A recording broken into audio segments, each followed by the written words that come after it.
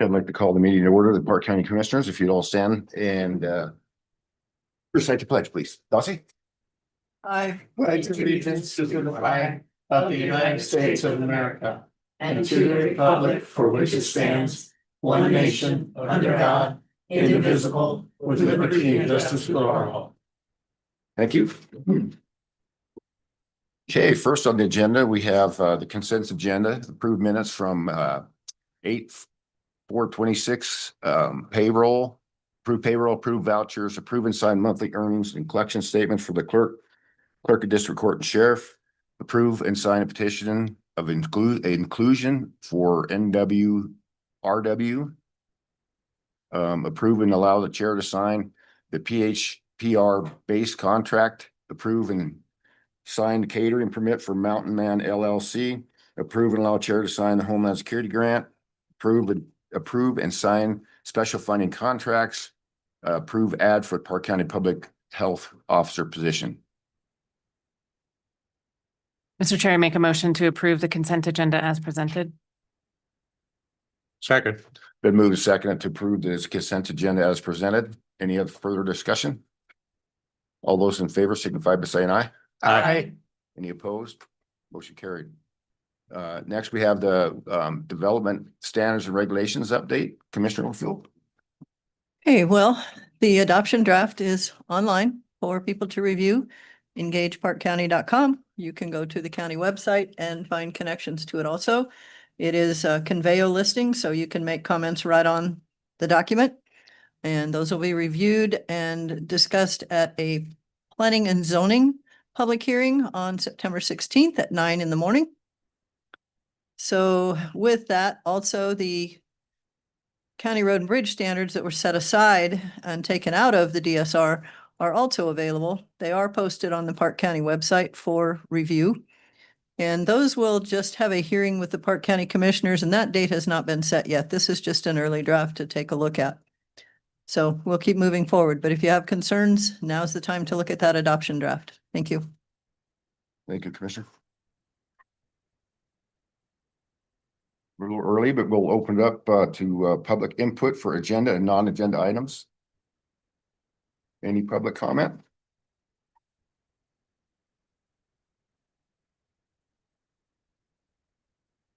Any public comment? We're missing Mr. Taylor. We're missing Zach. No, Zach. He worked late last He night. told me he couldn't make it today. Yeah. Mr. Chairman, I spoke with, I'm terrible with names, but somebody on the phone yesterday, I suggested they come in during our public comment to express and be on record that she had some concerns on the North Fork Highway as far as traffic, especially in lieu of the latest accidents and things like that. I suggested that the county doesn't control those type of things. That's a white-hot issue, and that she should get with Todd Frost and see where they have any studies or recommendations going forward to possibly lower some of the speed limit through the Wapiti area. So I guess in lieu of her not being able to make it here, I'm just going to bring that up just for FYI. I told her that the county would listen to her, and we could possibly have some input, suggestions to YDOT that this could be and is an ongoing problem. So just thought I'd bring that up. So if you guys hear anything, that's. And I do know, talking to the sheriff and seeing vehicles up there, living up there, seeing the amount of county patrol deputies up there, there's quite a bit. The section that's always in question is from the Wapiti Bridge east down to about YVI. And that was her Yeah, concern. and so there's a section in there that could really improve if they were to do some shaving down part of the road coming east, because there's kind of a blind spot there where people aren't. You think you can see a long ways, but you can't see the bottom. But I do know almost daily I see a deputy up there patrolling because they are so short with YDOT or with HP. I think they're down to two troopers in the division, which they should be up to 6 staff. But I do know on that crash they had that with the motorcycles, the recent one, they had 3 deputies on scene and then 2 troopers on scene within probably 20 minutes. I mean, they got there pretty fast. In fact, I questioned one of the troopers how fast he was going, because I think 120 is probably a little too fast to a scene that's already got a bunch of officers on scene, but yeah, that's the one bad spot right there. We have more crashes there than, and then we just added a Mr. Chair, what is the speed limit there? 65 until you hit the 65 and bridge. that's straightaway. Till the Wapiti Bridge. To Wapiti Bridge, and then 65 to the school zone and goes 40, back. 45. 45, I'm sorry, and goes back to 65. Then you get into the Forest Service, they have their And own then it's 50 all the way. 50, Yep. But Mr. Chair, that was exactly her concern, was especially traveling east.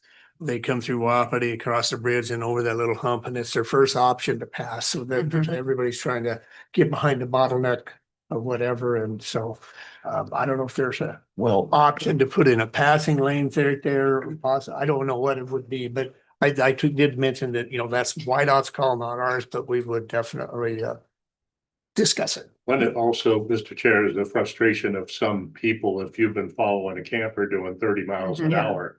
And they don't use pullouts.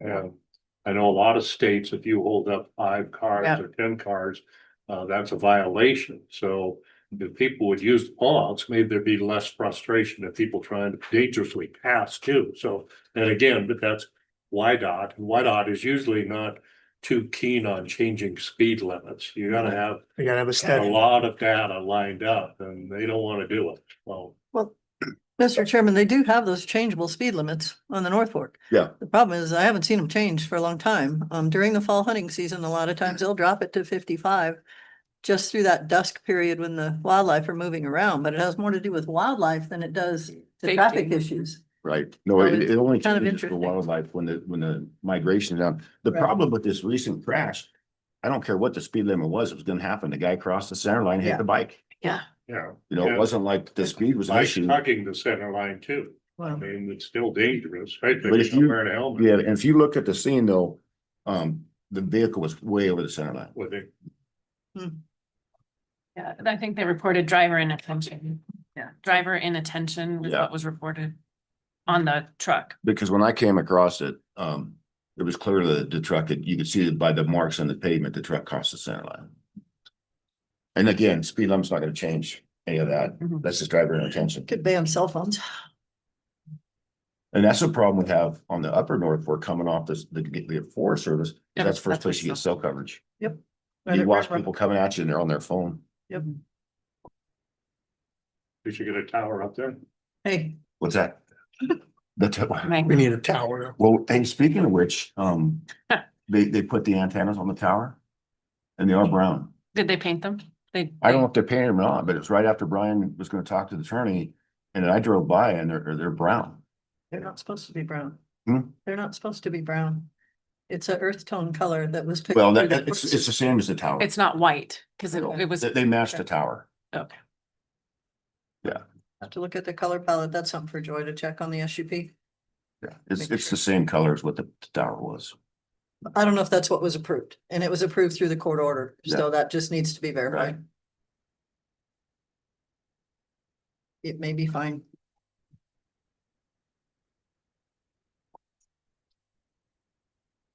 We got, I don't think it was called brown. It was like rustic. so, yeah, it's something different. It definitely wasn't black and orange. Yeah, it wasn't like earlier.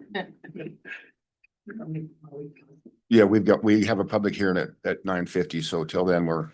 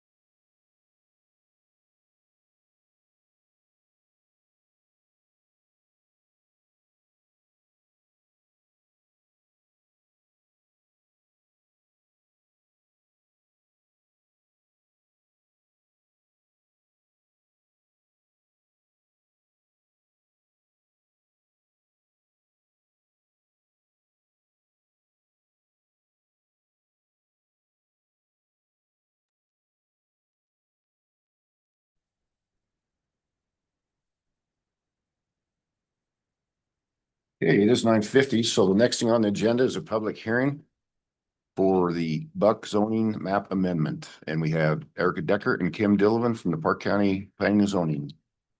All right, thank you, Mr. Chairman. So yeah, I'm going to go ahead and summarize our staff report. So this staff report packet was provided to you and the applicant in advance of today's meeting. All the facts, all the findings are in that packet, in that staff report. I'm going to now summarize the major ones, but the complete packet will remain in our department. So Jamie Buck and Deborah Franz are the applicants and landowners. They submitted the zoning map amendment to our department on April 14th of this year. The applicants request review and approval of this zoning map amendment, and if approved, it was zone property that's currently in a planned unit development, a PUD, to the GRP zoning district. And this, if approved, the zoning map amendment will change the zoning district boundaries on the official zoning map. The purpose of this request is to update the zoning to a current less restrictive designation that matches surrounding property. Under the current PUD zoning, essentially only single-family residences are allowed. Our applicable regulations are 2025 development standards and regulations. The GRP, as you know, district allows low and moderate intensity land uses and lots. I won't read all of the definition, but lots with on-site septic systems shall have a 1 net acre minimum lot size. The plan unit development agreement describes 4 uses. So this is the language for the current, Mr. Chairman, the current PUD. The primary uses that are permitted shall include a single-family residential home, uses naturally associated with the single-family development, except no caretaker residences, no employee housing, no apartment shall be permitted. Our understanding, Ms. Buck would like to have an essentially another residence, an apartment.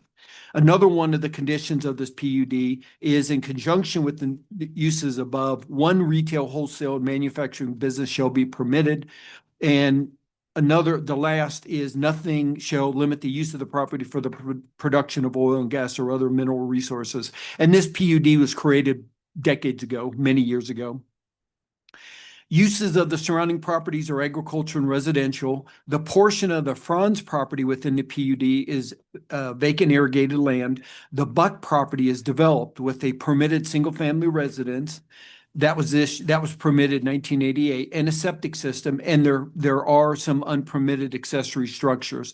Mr. Chairman, we believe those unpermitted accessory structures were actually built, according to the assessor's office, prior to 2000, and that was prior to when Ms. Buck owned the property. So that's why they're unpermitted, and it's likely we will not ask her to permit those, except the structure that she wants to put the apartment in. We will get a permit for that, is our plan. No portion of these properties are located within an overlay district. Public notice requirements have been met. Of course, this is a public hearing. Agency referral requirements have been met. The treasurer's office stated that property taxes are paid in full. Public Works said they do not have any concerns regarding this request. DEQ provided a list of notifications, permits, and certificates required should there be any activities addressing water. Park County Fire District 1 stated they can provide fire suppression services should that be necessary. Weed and Pest stated after their inspection, noxious weed issues are minimal. They will not require a long-term noxious weed management plan. Game and Fish had no specific wildlife concerns. This PUD is not located within 1 mile of a municipality. It's close to Powell, but it's not within 1 mile. So that review is not required. We've received no public comments. The 2024 land use plan land suitability map identifies a property as being marginally suitable and moderately suitable for development. And the 2024 land use plan future land use map identifies a property as being favorable for rural residential and agriculture use. The property is not located within the coordinated planning area surrounding Powell. At a public hearing on June 17th of this year, the Planning and Zoning Commission reviewed the application and recommended approval of this, recommended this property become GRP, and their resolution was 2026-17.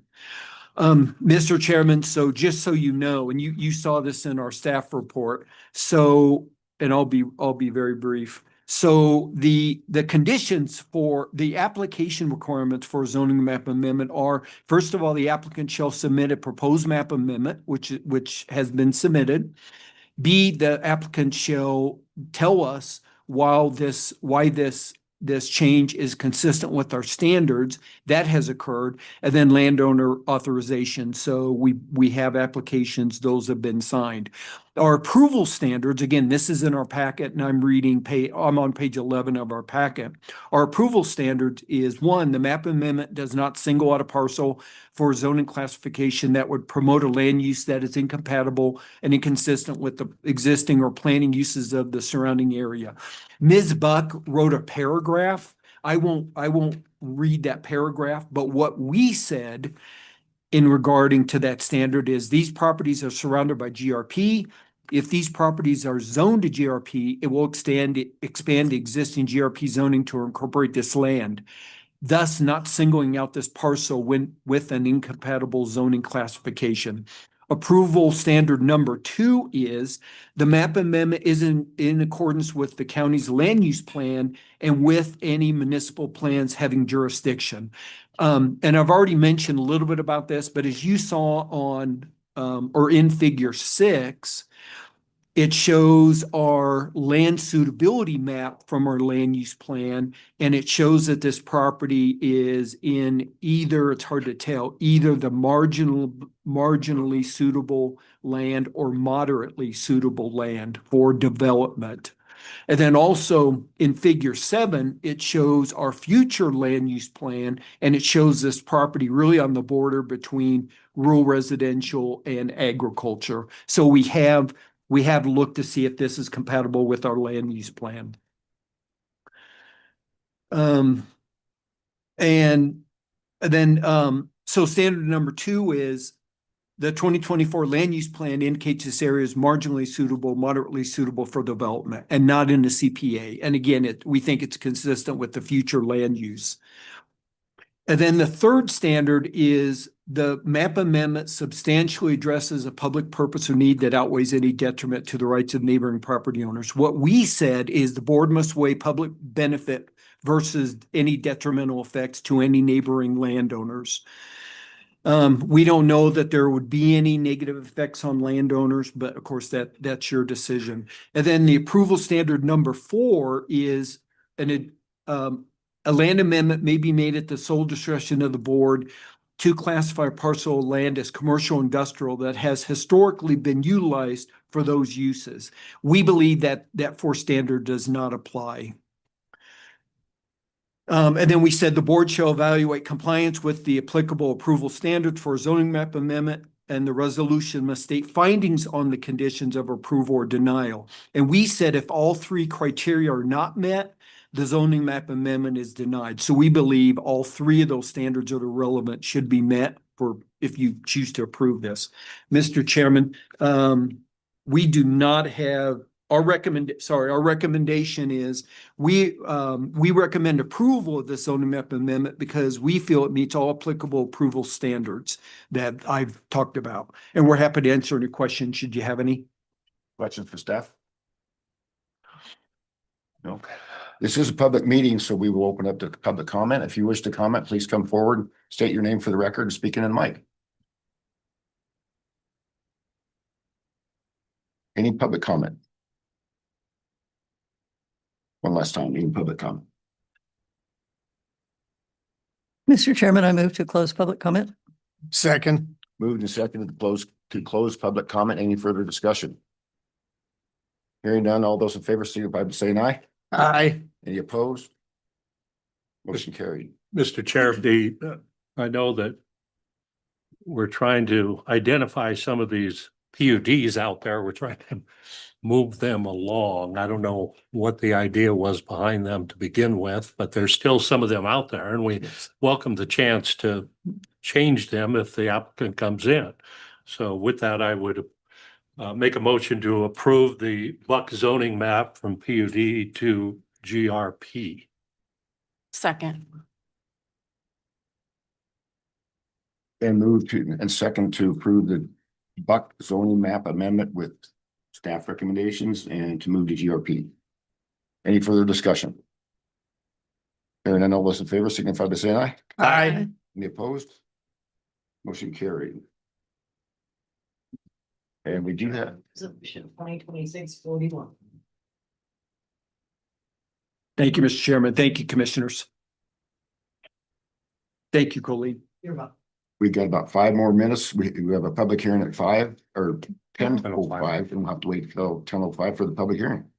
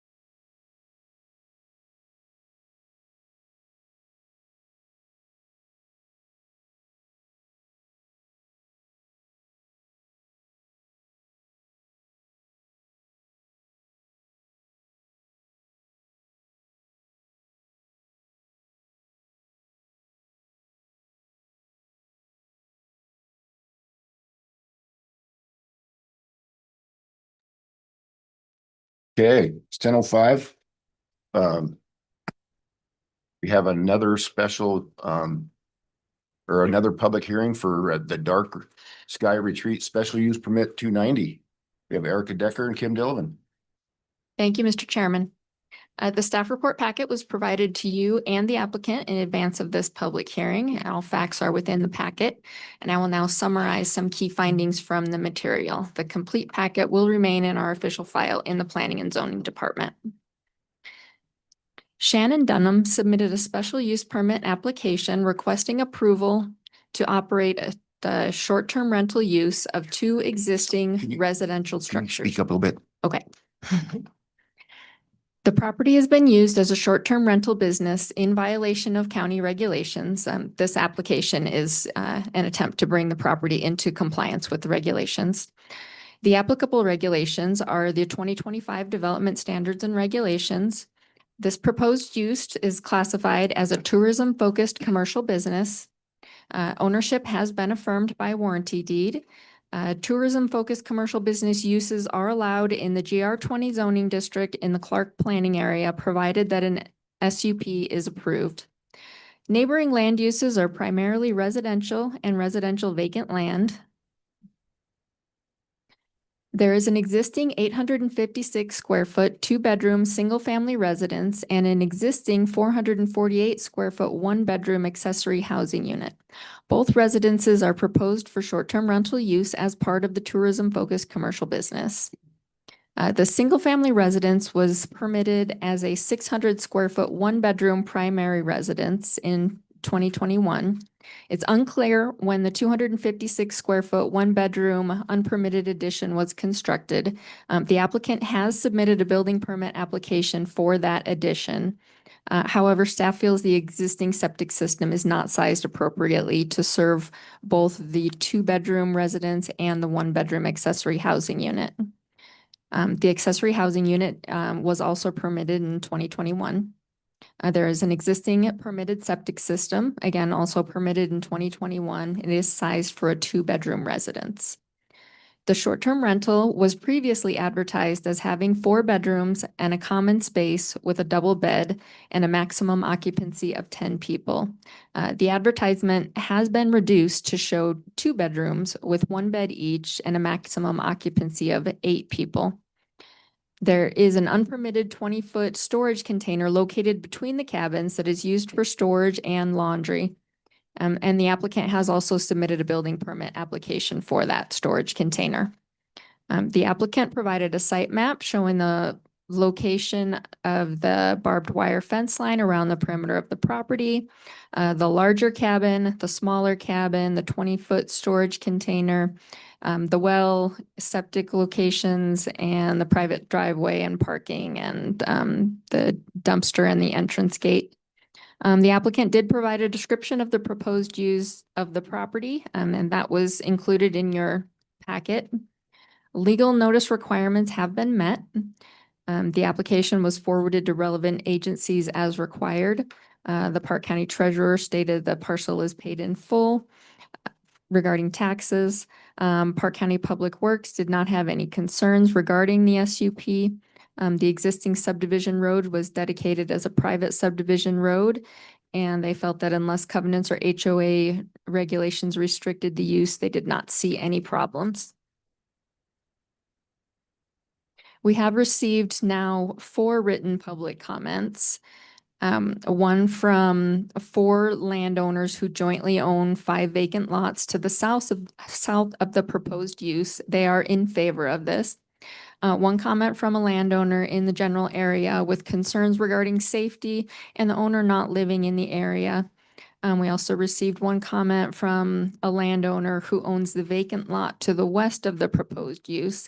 They're also in support of the use so long as it doesn't create a nuisance or unreasonably interfere with the rights of other neighboring property owners. And then just yesterday, we received one more written public comment that I emailed to all of you. They reside next door to the property They're concerned about the amount of people coming and going, as well as the number of vehicles, and they also have some safety concerns regarding the fireplace that's placed outside. And I believe it was the same landowner that appeared at the Planning and Zoning Commission and also commented at that public hearing. They were again expressed concerns regarding the number of vehicles using Battlefield Trail, also not knowing who would be staying next door to them. And that the landowner is using the property to remotely operate a business in a rural, non-commercial area. The Planning and Zoning Commission did recommend approval with conditions. The applicant did make statements indicating how compatibility would be achieved. She stated that the use as a seasonal short-term rental is compatible with other properties in the area. The short-term rental properties are abundant in Clark, including 2 located less than 1 mile from this property. She also stated that the large lot size and multiple access paths to the property limits impacts on neighbors in all directions. The applicant has addressed outdoor lighting, and there are down-directed motion lights and fixed under soffit lights attached to the cabins. Per our regulations, the applicant is required to provide 5 parking spaces. Her site map did show a general area for parking, which does appear to be adequate. The permitted septic system was evaluated by our designated local official and found to be undersized to serve the use. The proposed use is not located in any overlay districts, and site plan review is not required. Should you, the board, approve this special use permit, staff does recommend the following conditions. Condition 1, the applicant shall comply with Park County noise, lighting, and other nuisance regulations. Condition 2, the maximum occupancy for the use shall not exceed 2 persons per bedroom. Condition 3, the maximum number of vehicles allowed on the property to serve the use shall not exceed 5. Condition 4, prior to continuing the use, the applicant shall obtain an approved small wastewater system permit from the county or DEQ, allowing for a septic system adequately sized to serve the use. And condition 5, the applicant shall otherwise comply with standards in the Park County Development Standards and Regulations. Mr. Chairman, we stand by for questions. Questions for staff?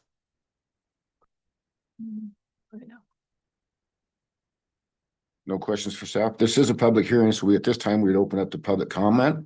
Should you wish to comment, we could ask you to come forward and use the mic and give your name for the record. Do you want to just... Actually, we're going to hand you a mic here. Get it out. Thank you. I'm Christine Gardenhire. I live a couple of miles down the road from the Dunham's property. Speak up a little bit. Speak up. I live a couple of miles down the road from the property. My husband and I object to this LLC special use permit because zoning is in place to serve a purpose. It exists to protect existing and neighboring landowners. Shannon Dunham violated zoning regulations and is now proposing to rectify this by applying for a special use permit. Ignorance or blatant disregard of zoning rules should not be rewarded by granting this SUP. Thank you. Any more public comment?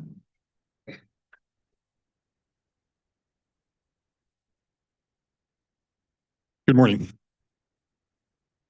So State your name for the record, please. absolutely. I'm Ken Montgomery of Clark, Wyoming.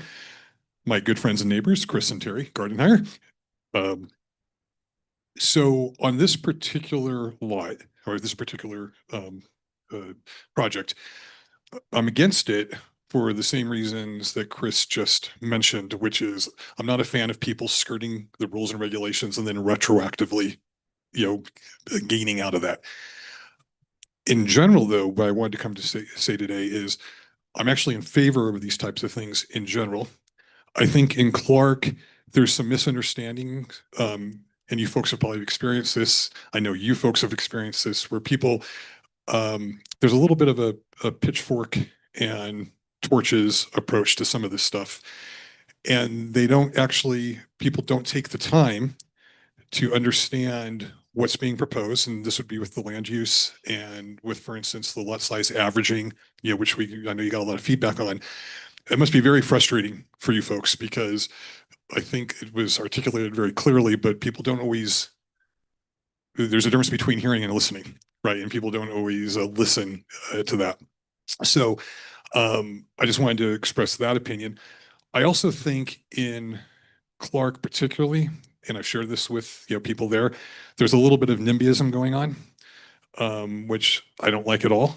People have moved to Clark, and it feels like, especially folks in a certain stage of life, have they've got theirs, and now they don't want other folks to be able to get theirs. And people will complain about light pollution, right? And I don't like light pollution. I don't have my lights on, but these are the same people who have built their homes up where you can see their lights that are on all night, and they're the same ones that complain about new people coming in with lights. So there's this NIMBYism that I think as governing bodies, should just be in the back of your mind, right? That it's not always it's clear, what people are against.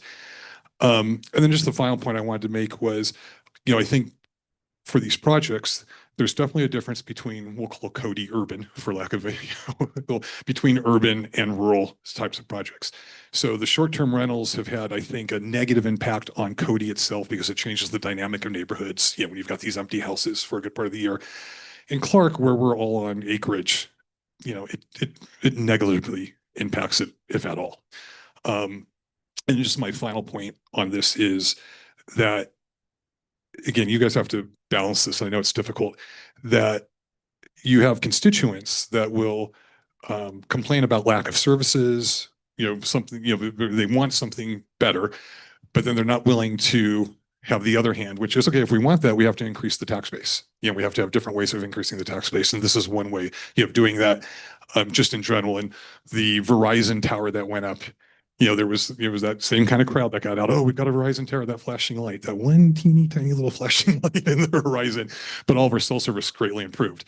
So, there's always that tension between modernity and, preserving our way of life. So anyways, that's just what I wanted to address with you folks. And Darcy, I just wanted to say I won't be here before I'm out for a couple of months. So I just wanted to thank you for your service on the commission. So, okay. Thanks. Okay. More public comment?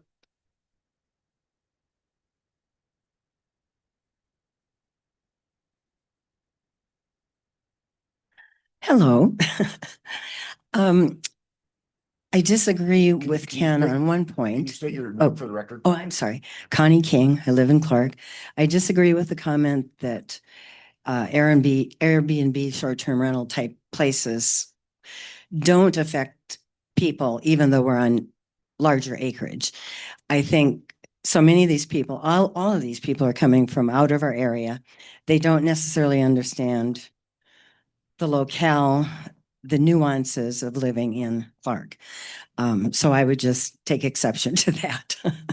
I think there is an effect from these people. In Lime Creek, we do have 2 Airbnbs, and some years ago, those people at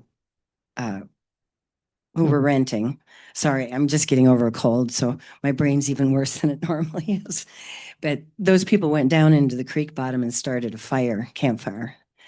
And this is really scary. And so this would be an example of people who don't understand the ramifications of activities they might deem appropriate because they don't understand. Okay. But the main thing for me is I was here, 4 years ago with an SUP. And one of my main points was that people can come and plead ignorance, that they don't know that there are rules because they want to do their activity. They don't want to investigate to find out that there may be rules that will interrupt their dream plans. And 4 years ago, it was very difficult for me to have multiple violations simply after the fact, amended, repaired. And then that meant it was okay to get a permit. I think, and I said at that time 4 years ago, that this encourages people to come into our areas, especially a more remote community like Clark, because people come there, they think there are no rules. They think it's just wide open and you're not going to tell me what I can do in my backyard. I'm going to do whatever the heck I please. And by backdoor granting them permission via an SUP condones that type of behavior, in my view. Just come do what you want to do. And who cares if it's in multiple violations? Because then if somebody complains, then you'll go ask for permission. Then you'll go say, oh, my septic's underperforming for the amount of people I have here. Oh, well, I misquoted how many people in this case can stay in the lodging.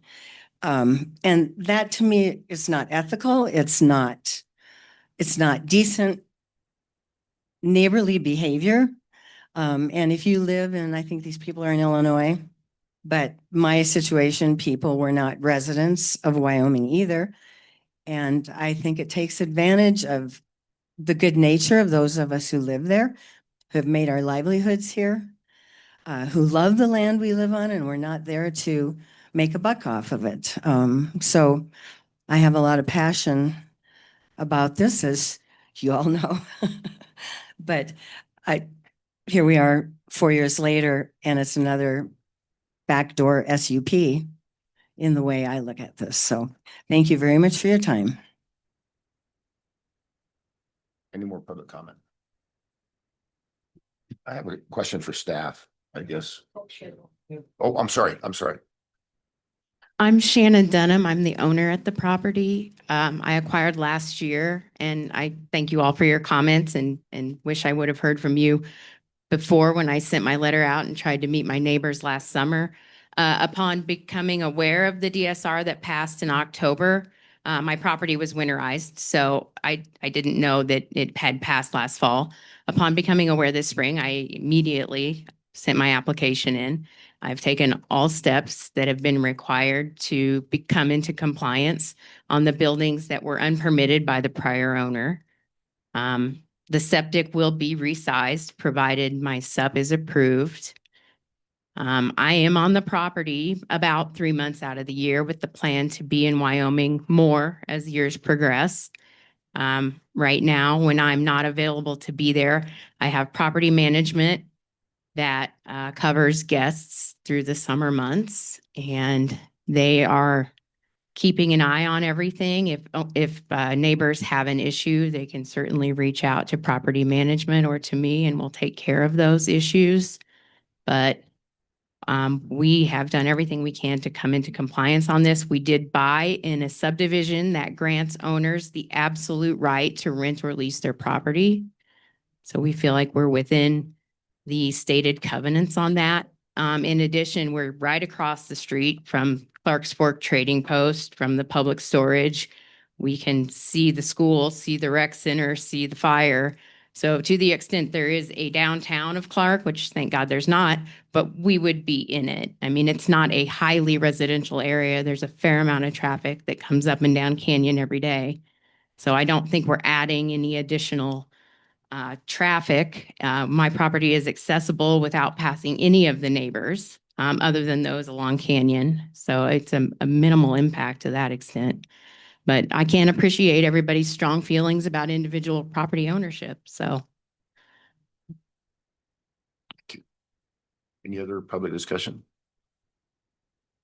Question for staff. It's been said that this particular thing. May I just ask a question? My understanding is that we can have a one rental on each property in Clark. I don't know what really that regulation is. Okay. Question for staff. It's been insinuated or said that this is circumventing our rules and regulations. Is that your understanding? Yes, this was brought to our attention by a resident in the area Sure, that said I it guess- was I guess. unpermitted. So it did go through our violation process. Okay, so my question though is that they followed the rules and regs? Mr. Chairman, you mean by applying for an SUP? Yeah. And my second question, does it conform with the zoning currently? Yes, so sorry, Erica, this is in, I know you know this is in GR 20. It's in obviously the Clark planning area. So we have this classified as the renting of the structures, short-term renting. We have this classified as a tourism-focused commercial business that is allowed in that zoning district, in that planning area, provided an SUP is approved. So this process is we're working to bring Shannon into compliance. Okay. Should you approve this? Mr. Chair, just a quick question. The property owner has stated that there is, when she's not on site, that there is a property management company looking over the short-term rental while she's out of town. Do we have who that property management company is? Is it someone local? Okay.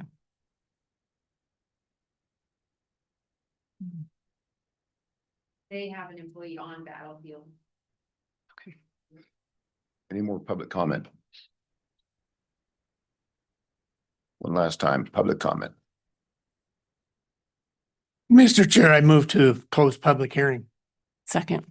Then moved and seconded to close public hearing. Any further discussion? Hearing none, all those in favor signify by saying aye. Aye. Any opposed? Motion carried.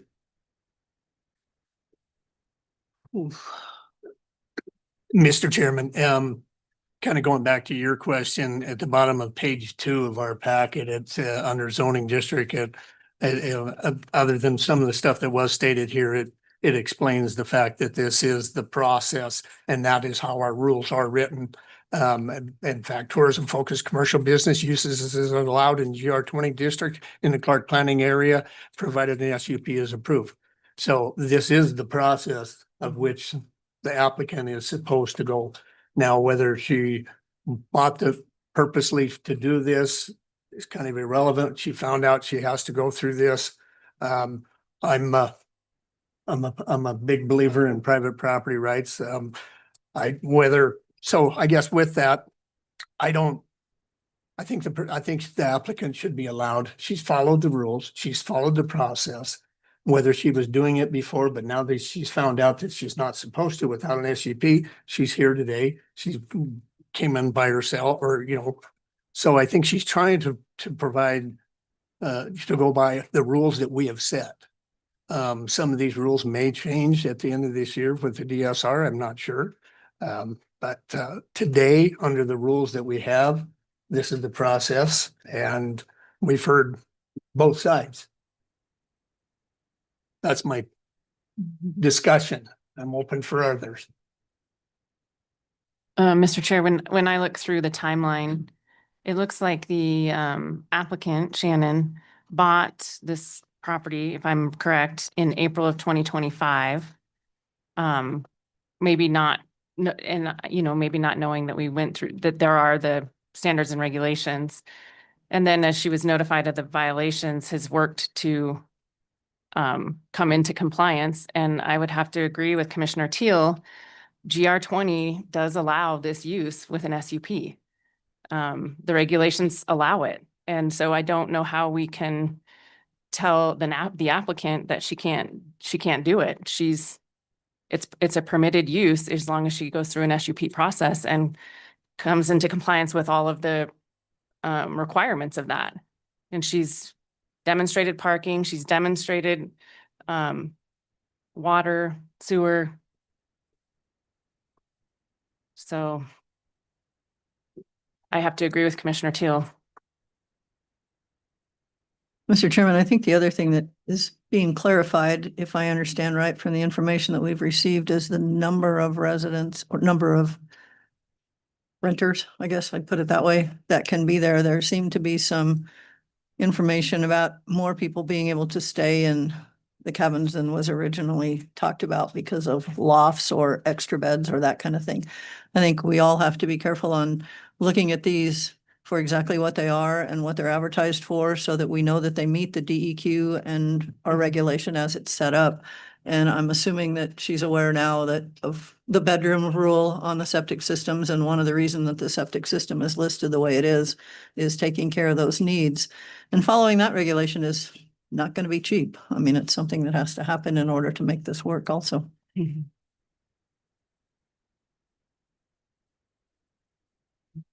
Discussion. Mr. Chair, with that, I'm gonna move to approve the staff recommendation conditions to approve Stark Sky Retreat Special Use Permit 290. Second. Then moving second to approve the Dark Sky Retreat SUP 290 with staff recommendations. Any further discussion? Hearing none, all those in favor signify by saying aye. Aye. Aye. Any opposed? Motion carried. Mr. Chairman, resolution 2026-42.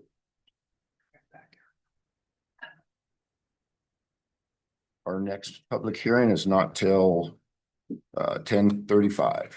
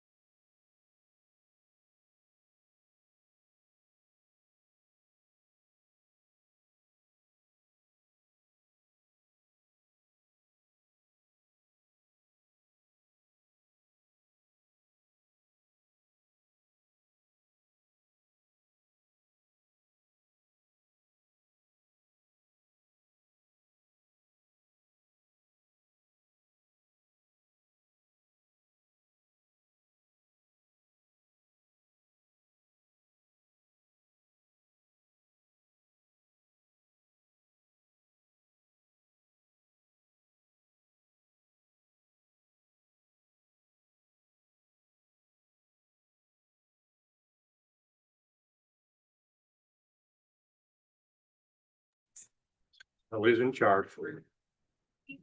Which Kelly? Okay, next on the agenda, we have Erica Decker Kilman Billman from the Park County Planning and Zoning. Public hearing on the Bighorn Boats SUP 292. Thank you, Mr. Chairman. The staff report packet was provided to you and the applicant in advance of this public hearing. All facts are within the packet, and I will now summarize some of the key findings from the material. The complete packet will remain in the official file in the Planning and Zoning Department. Travis Bowman submitted a special use permit application requesting approval to operate a fishing boat business. The applicable regulations are the 2025 Development Standards and Regulations. This use is classified as a minor commercial business. Ownership of the property has been affirmed. The property is in the transitional zoning district. Minor commercial business uses are allowed in the transitional zoning district provided an SUP is approved. According to the regulations, some changes to zoning maps are done without zoning map amendment public hearing. For instance, when a lot is classified as transitional, it automatically changes to an appropriate zoning classification according to the special use permit. The property has historically been used for commercial purposes, and commercial zoning is consistent with the neighboring zoning and uses. Therefore, this parcel should be rezoned to commercial zoning if the use is approved. Neighboring land uses are a mix of commercial, residential, and residential vacant, and agricultural lands are also nearby. The eastern property is vacant, unirrigated land, and the western property is developed with a pre-existing residence and a connected shop building. There is also a permitted small wastewater system on the property. The applicant provided a site plan drawing for the use, showing the owner-occupied residence, the boat shop, the parking area, the access to the highway, traffic flow, multiple fences, and the alley. The applicant also provided details of how his business would operate. That's included in your packet. Legal notice requirements have been met. The application was forwarded to relevant agencies as required. The state electrical inspector stated that this would need to be reviewed by the state electrical. Bighorn Basin Fire Inspector stated that the State Fire Marshal's office will require full plan review before the operation can take place. The Park County Treasurer stated the parcels are paid in full regarding property taxes. YDOT stated that the access is currently permitted as a commercial access, and the proposed use does not constitute a significant change. YDOT has no concerns. Park County Weed and Pest will not require a long-term noxious weed management plan. Park County Public Works does not have any questions or comments. No public comments have been received. The Planning and Zoning Commission recommended approval with conditions. The applicant did make a statement of how compatibility would be achieved.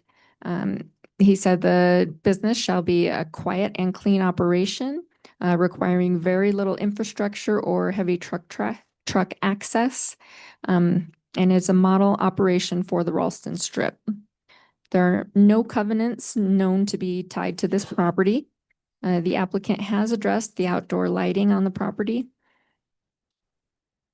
Non-residential uses require one parking space for each 400 square feet of floor area.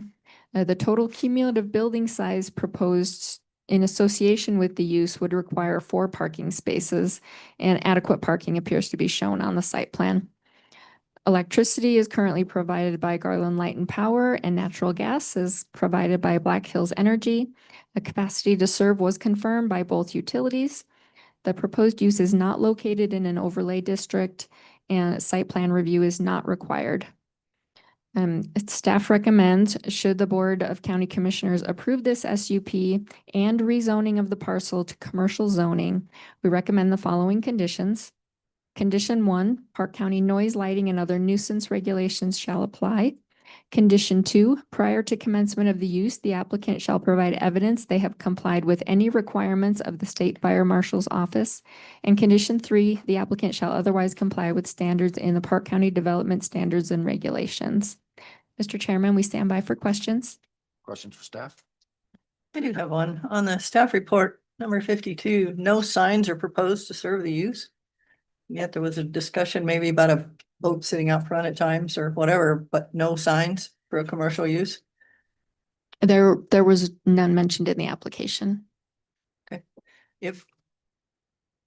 So if they propose to do a sign, they would have to come back and amend this SUP because of that. Or No, not they, because it's. they could just apply for a building zoning permit for a sign. Okay, thank you. Mhm. Any more questions for staff? Mr. Chair, just a comment. I like the references, the Ralston strip. I haven't heard that one before. That was the applicant's language. Any more questions for staff? This is a public, open a public hearing, so we would ask if anybody wants to comment, to please come up and state your names for the record and give us your comment. Oh. We don't propose any sign. I'm Travis Bob. Oh, Travis Bloffman. We don't propose any signs. It's mainly internet for the operations. Anyway. That's it for comments. Okay. Is there any more questions? Thank you. any more public comment? One more time, any more public comment? Mr. Chairman, move to close public comment. Second. Been moved to close public comment and seconded. Anybody, any more discussion? Hearing none, all those in favor signify by saying aye. Aye. Any opposed? Motion carried.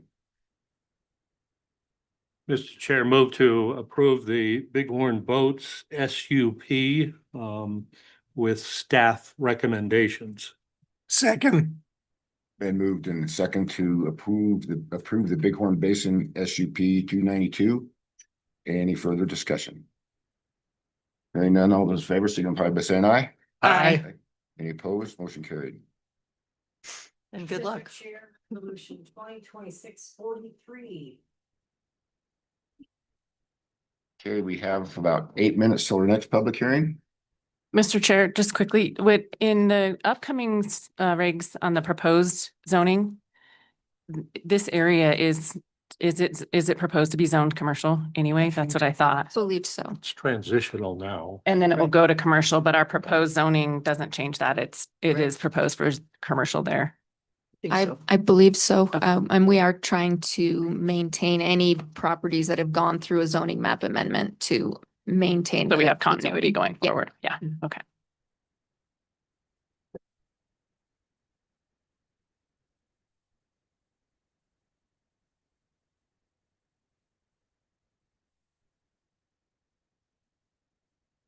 Next one's at 10:50.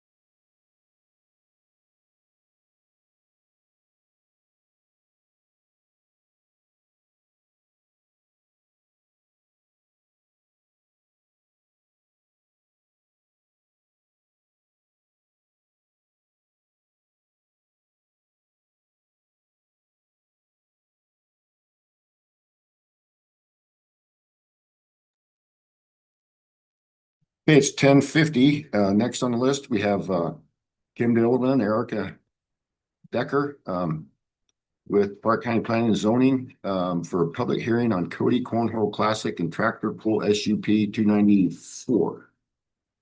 Thank you, Mr. Chairman. So this packet, this staff report packet and all the material was supplied to you and the applicant in advance of today's hearing. So all facts, all findings are in the packet. I want to summarize the main findings and the entire file will remain in our department. On May 28th of this year, Katie Britton, on behalf of Special Olympics, submitted a special use permit application. Katie is the applicant and supporting documents to our department. The applicant requests approval of the special use permit. It will be for a special event featuring tractor pull, tractor games, and kids activities. This event will be held between June 1 and September 30th of each year. The total event area will be on approximately 14.5 acres. The applicable regulations are our 2025 development standards and regulations. We have classified this use as a special event. The property is in a general Rule 5 zoning district, a GR5 zoning district. And the planning area, Mr. Chairman, is the Lower South Fork. Special event uses are allowed in this zoning district and this planning area, provided an SUP is approved. The property is located approximately 7 miles southwest of Cody, and it's approximately 3/4 of a mile north of Diamond Basin Road. And the property does have an address of 140 Road 6 UT. Neighboring land uses are primarily residential and agriculture. There are subdivisions in the area to essentially to the west, south, and northwest of the property. The nearest residence appears to be approximately 300 feet to the southwest. Another residence is approximately 700 feet to the northwest, and both residences are in the Carter View Ranches amended subdivision. Entry to this event will be directly off of Carter View Drive. And it appears like the applicant is planning to have a single entry point for spectators and then a separate branched off entrance for trucks and trailers. And you can see that on that map that Katie shared with us and we shared with you. There is a large area designated for spectator parking surrounded by a one-way loop. There are areas designated for tractor games, spectator seating, activities for kids and vendors and food trucks. And there will be a small registration booth. And then the tractor pull area is centrally located, and that's in a 40 by 400 area. And then again, next to that, there'll be a large area for truck and tractor parking. Legal notice, excuse me, legal notice requirements have been met. The application was forwarded to relevant agencies as required. Game and Fish had no concerns. Treasurer stated property taxes are paid in full. The state electrical inspector said the event does not require anything from them.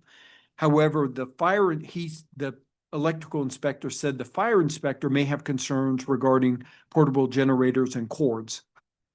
DEQ summarized the notifications required should there be any impacts to surface or groundwater. We don't believe any groundwater or surface water will be affected. Weed and Pest completed an inspection. The applicant committed to treat existing noxious weeds. Weed and Pest said a long-term noxious weed management plan will not be required. Public Works had some comments. They said on event days, County Road 6 UT and 6 UU will experience an increase in traffic. However, Public Works said this use will not change the classification of those roads. Public Works also said they recommend a condition that parking is prohibited on county road right-of-ways. And Public Works also said an erosion and drainage control plan will not be required. The state fire inspector did not respond. Cody Canal did not respond. Park County Fire District number 2 did not respond. We did receive an email from a neighbor with concerns regarding the use. Those concerns, and we shared these with you, Mr. Chairman, those concerns included noise, dust, and the possible contamination of soil from any petroleum product spills. Park County Planning and Zoning reviewed the special use permit application on July 15th. They recommended approval. They did have conditions. The applicant provided a statement regarding how compatibility will be achieved. In summary, she said the event will be one-day event. It's to benefit Special Olympics. The event will be held annually between June 1 and September 30th. Hours of operation will be 8 a.m. to 6 p.m. Spectators will provide their own water and other beverages. There will be food trucks that will sell water and other non-alcoholic beverages. The applicant request to have up to 12 chemical toilets will be required. She said that toilets will be anchored. Solid waste will be collected in receptacles located at various locations on the property. Seating will be provided by bleachers possibly, but also spectators will be encouraged to bring their own seating. Parking areas have been identified on that site plan. The event will be accessed via County Road 6 UT. Temporary signs will be posted at intersections in the area to direct spectators to the event. And Mr. Chairman, while we're talking about those signs, Katie did share with us a map that had those signs on it, and they're kind of hard to see. The writing was small, but Katie is planning to have signs at the corner of the highway, which is 291, and then 6RT. And then at the corner of 6RT where it hits 6UU, which of course is Diamond Basin Road, and then at the corner of 6UU, pointing people up onto 6UT. So they are planning temporary signs. I did want to mention that. Spectators will be prohibited from event areas by cones and ropes. She said loud tractor noises will be unavoidable, and there will be an announcer using a microphone, and there will be large speakers for announcements. She does not anticipate any outdoor lighting. No nuisances have been reported on the property. There's been no soils information provided, but we believe a soils report is not necessary. There will be no digging or no foundations or anything put into the soil. Factors relating to compatibility and impacts have been provided by the applicant. Access, of course, is from Carter View Drive, which is Road 6 UT. At the end of the county maintained portion of the road and the start of a private section of that road. And you can see that from some of the maps we provided. The proposed use will not impact any irrigation facilities. Parking appears to be adequate to serve the use. And again, parking is identified on the site plan or site map. As I mentioned, there will be generators that will have to power the food trucks and the sound system. No permanent signs are proposed. Solid waste disposal services are available through private companies. As I mentioned, they will put out receptacles to collect solid waste for this use. Factors related to services and infrastructure have been provided. Site plan review is not required for this type of use. Mr. Chairman, we do have recommendations should you choose to approve this use. One is approval is granted for an annual one-day only special event occurring between June 1st and September 30th in any given year, featuring a tractor pull, tractor games, and kids' activities. This SUP approval shall not expire if the time between two events exceeds 1 year, so long as a concurrent event is within the June-September timeframe. We thought that we'd want you to consider that condition, Mr. Chairman, because again, they plan to do this every year, but as you know, with an SUP, if the use is not conducted within any given year, that SUP becomes void. And in this case, they may have, in 1 year, they may have a June event. The next year, they may have a September event, so it'll be over a year. So we wanted you to think about that condition. Number 2, the applicant shall ensure that parking and access are adequate to support the special event. Number 3, the applicant shall limit the number of chemical toilets to 12. Chemical toilets shall be anchored. Number 4, the applicant shall ensure that the existing access easement is not impeded by the special event. Number 5, parking shall be prohibited on county road right-of-ways. And number 6, the applicant shall otherwise comply with standards in the Park County Development Standards and Regulations. And Mr. Chairman, we're happy to answer any questions. Should you have any? Questions for staff? Mr. Chair, as far as counting on parking on the county right of way, will that be up to the applicant to enforce that, or do we send county people out, or? Well, Commissioner Mangold, Mr. Chairman, I guess from our standpoint, if the applicant feels capable, which I'm sure they are, I'm sure she is, we would like them to try to prohibit that from occurring. Okay. Now, another thing too, I'm just, the applicant shall limit the number of toilets to 12. What's the imminent danger? And they go to 13. That's a good question. Why do we have a limit on that? Um, Most we- women will say, well, let's get more.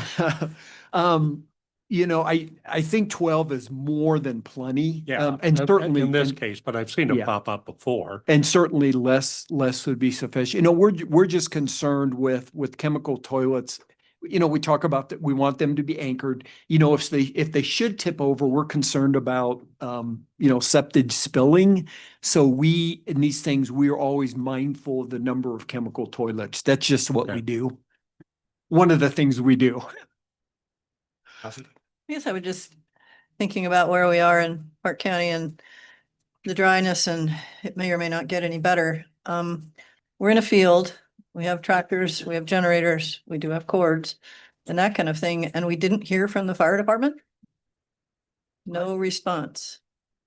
I do not believe we did. Can the applicant answer that real quick? Yeah. We're in a drought. Okay, well, that helped. Thank you. Okay. Yeah. Mr. Chair. Yeah. I think this is a great event and, I'm just looking at like the devil's advocate part of it. It does say on here that tractor noise and speakers, amplified speakers for announcing. And we've got residents 300 feet and 750 feet or something. I don't have the exact numbers in front of me, but one thing I think it's kind of obvious that this would be an event that would be held in daytime hours, but we don't specify that in here. It just says June through September. What's that? Did it say that? Does it say daytime hours and I just missed Yeah. it? 8 to 6. Yeah, is what the applicant is proposing. I guess I just was looking at the staff recommendations and it's not included there. So it just says June 1st through September 30th in any given year. I just think the one thing you're going to get complaints about from neighbors is going to be noise. And, you know, the noise, basically the loud tractors and the speakers. So I don't know if, Darcy? I guess after, like to hear any public comment, but we could add that to condition number 1 to just put the hours in there after those dates and just make sure that it's covered. I don't think that's a negative. I think it's a known, so. I mean, I don't think they're going to try to hold it at night, but I just think that might provide some reassurance to the property owners that are next door. I agree. Okay, this is a public hearing, so we open it to any public comments.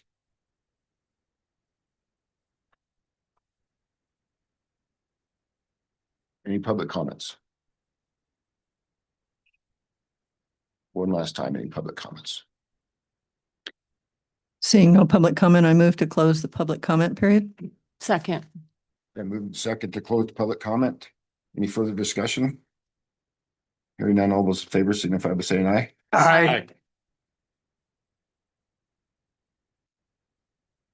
Mr. Chairman, with that, I would move to approve the Cody Cornhole Classic and Tractor Pull SUP number 294 with the recommendation and an added statement about the hours of use in condition number 1.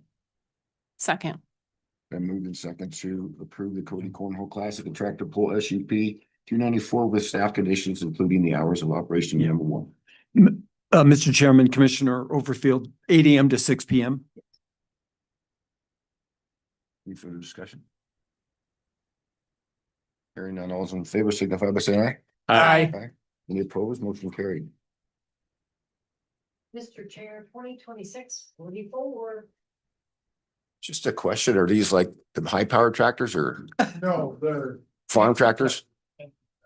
So we're not talking, nothing over 100. okay, no 3 motors or anything like that? Okay, that'll hold the noise down.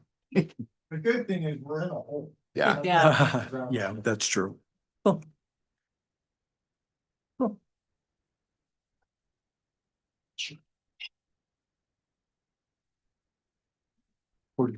Okay, thank you.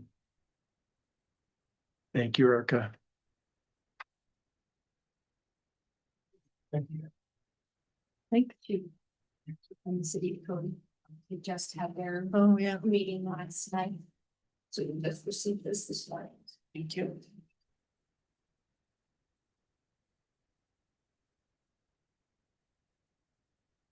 It is 11:05. Next on our agenda is Kim Dillman and Erica Decker, Park County Planning and Zoning, and a public hearing on the Cardos Simple Subdivision 292 amended plat. All right, thank you, Mr. Chairman. So the staff report packet has been delivered to you and to the applicant prior to today, and all the facts and all the findings are in that packet. And so now I'd like to summarize some of those findings, but the entire packet will remain in our office. So as you mentioned, this is consideration to approve the partial vacation and amended plat of Cardos Simple Subdivision 292. So Nathan Cardos is the applicant. He submitted an amended plat application on July 21st of this year. A revised amended plat was received on August 11th of this year. The applicant requests approval to remove condition number 4 from the final plat of Cardos Simple Subdivision 292. And Mr. Chairman, that reads, further subdivision of the remainder parcel will require the establishment of a 60-foot wide access and utility easement along Pauley Avenue or an alternative access.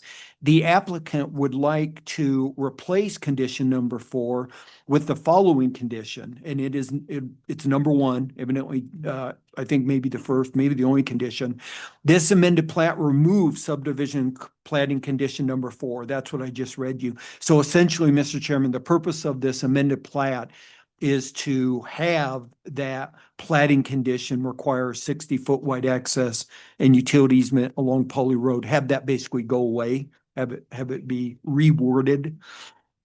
The original plat for the Cardos Simple Subdivision was a 2-lot subdivision approved by the Park County Commissioners on September 19th of 2023. Final plat is recorded with the Park County Clerk. On April 15th of this year, Nathan Cardos submitted a minor subdivision application intending to create a new subdivision called Sulphur Spring MS 97. If approved, Sulphur Spring MS 97 will create one 19.63 acre lot, one 7.71 acre lot, and one 7.66 acre lot from an existing 35 acre parcel. This 35 acre parcel, Mr. Chairman, which will be used to create, which you will hear in just a few minutes, which will be used to create Sulphur Spring minor subdivision, is the remaining parcel of the Cardos Simple Subdivision. Mr. Cardos is unable to comply with that Cardos Simple Subdivision platting condition number 4. Applicable, basically, again, he's unable to get that required easement with, Mr. Chairman. Applicable regulations are Park County, Wyoming 2025 Development Standards and Regulations. City of Cody submitted, City of Cody subdivision, Spirit Mountain is just northwest of the property. The Shoshone Municipal Water Plant on property owned by the board is directly south. There are some residential vacant properties in the area. The subdivision is in the GR5 zoning district. The required fees and revised amended plat were provided to us on July 21st of this year and August 11th. The planning director determined a public hearing is necessary because partially vacating and amending the plat may abridge or destroy privileges of proprietors of the subdivisions. Public notice requirements have been met. Agency referrals requirements have been met. Park County Treasurer's Office stated property taxes are paid in full. Park County Public Works stated they support the removal of the subject language from the Cardos Simple Subdivision final plat. On September 7th, 2022, Todd Stoll, city planner, recommended the county require dedication of a 60-foot wide public right-of-way for Pauley Avenue along the full length of the property. This provides options for additional future development and associated street and utility improvements. This comment was in response to a request for City of Cody's review of Cardos Simple Subdivision. And we did, Mr. Chairman, we did share in your packet, we did share what Mr. Stoll said. So you did see that.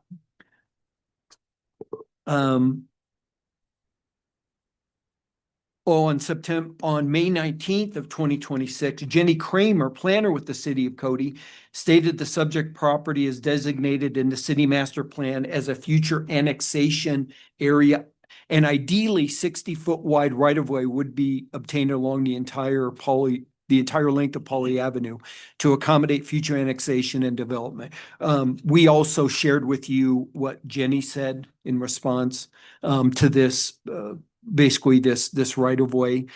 Jenny went on to say, however, if property owners to the east, which is the Boot and Bottle Club, are unwilling to negotiate additional right-of-way for access and utility, our hands are tied. She said, please note that if these properties are annexed in the future, a reduced right-of-way may complicate the extension of city services and require variances or special exemptions from the city development standards. And again, as Erica just showed you, we did just receive this morning a statement from the city of Cody, and the city of Cody said they completed its review of the requested plat amendment for Codo's simple subdivision and the proposed Sulphur Spring minor subdivision,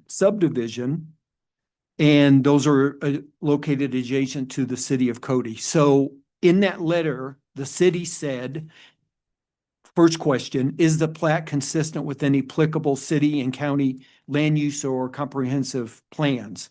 They said the plats are consistent with the Cody master plan regarding density and land use. Number two, does this conform to any adopted street plan for the city, town, or county? They said Poly Avenue is classified as an existing rural street under the master street plan. This indicates the existing width is adequate to be constructed to the city rural street classification. In the event of future annexation, the city will require the street to be constructed to city standards, which will include paving.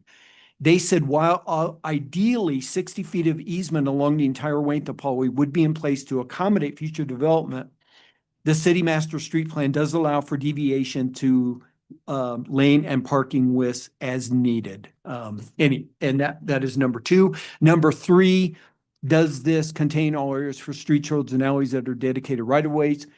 The city said the access and utility statements on the plat are adequate for future dedicated rights-of-ways should the property be annexed into the city at a future time. And number four, does this contain dedicated easements for all existing and proposed utilities? And city said the easements are adequate for all existing and proposed utilities. So, Mr. Chairman, those are the comments that we received from the city regarding this right-of-way along Poly Avenue. No public comments have been received. The Plat Review Committee reviewed the amended plat on August 3rd of this year. The portion of the plat to be vacated is a revision of a note on the Cardo Simple Subdivision final plat. And we said the amended plat, or we found the amended plat meets the requirements outlined in Chapter 3, Section 14 of the Park County 25 Development Standards and Regulations. Our recommendation, Mr. Chairman, our recommended condition is, should the board choose to approve this amended plat, staff recommends the following condition. The applicant should otherwise comply with standards in the Park County Development Standards and minimum subdivision requirements as set forth in Wyoming Statute 185306. And Mr. Chairman, you did get a chance to see the amended plat. Of course, other than that one change in the note, it does look a little bit different because now these two lots have been sold.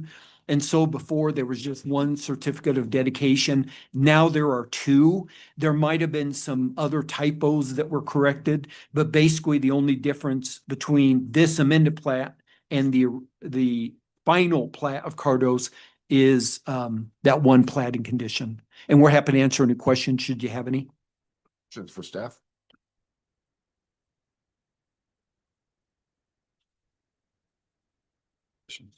This is a public hearing, so I would open up for public comment. Anybody wishing to comment, please come forward, state your name for the record and speak into the mic. Mr. Chair, Cody Schatz with Engineering Associates. Can I pass out a picture?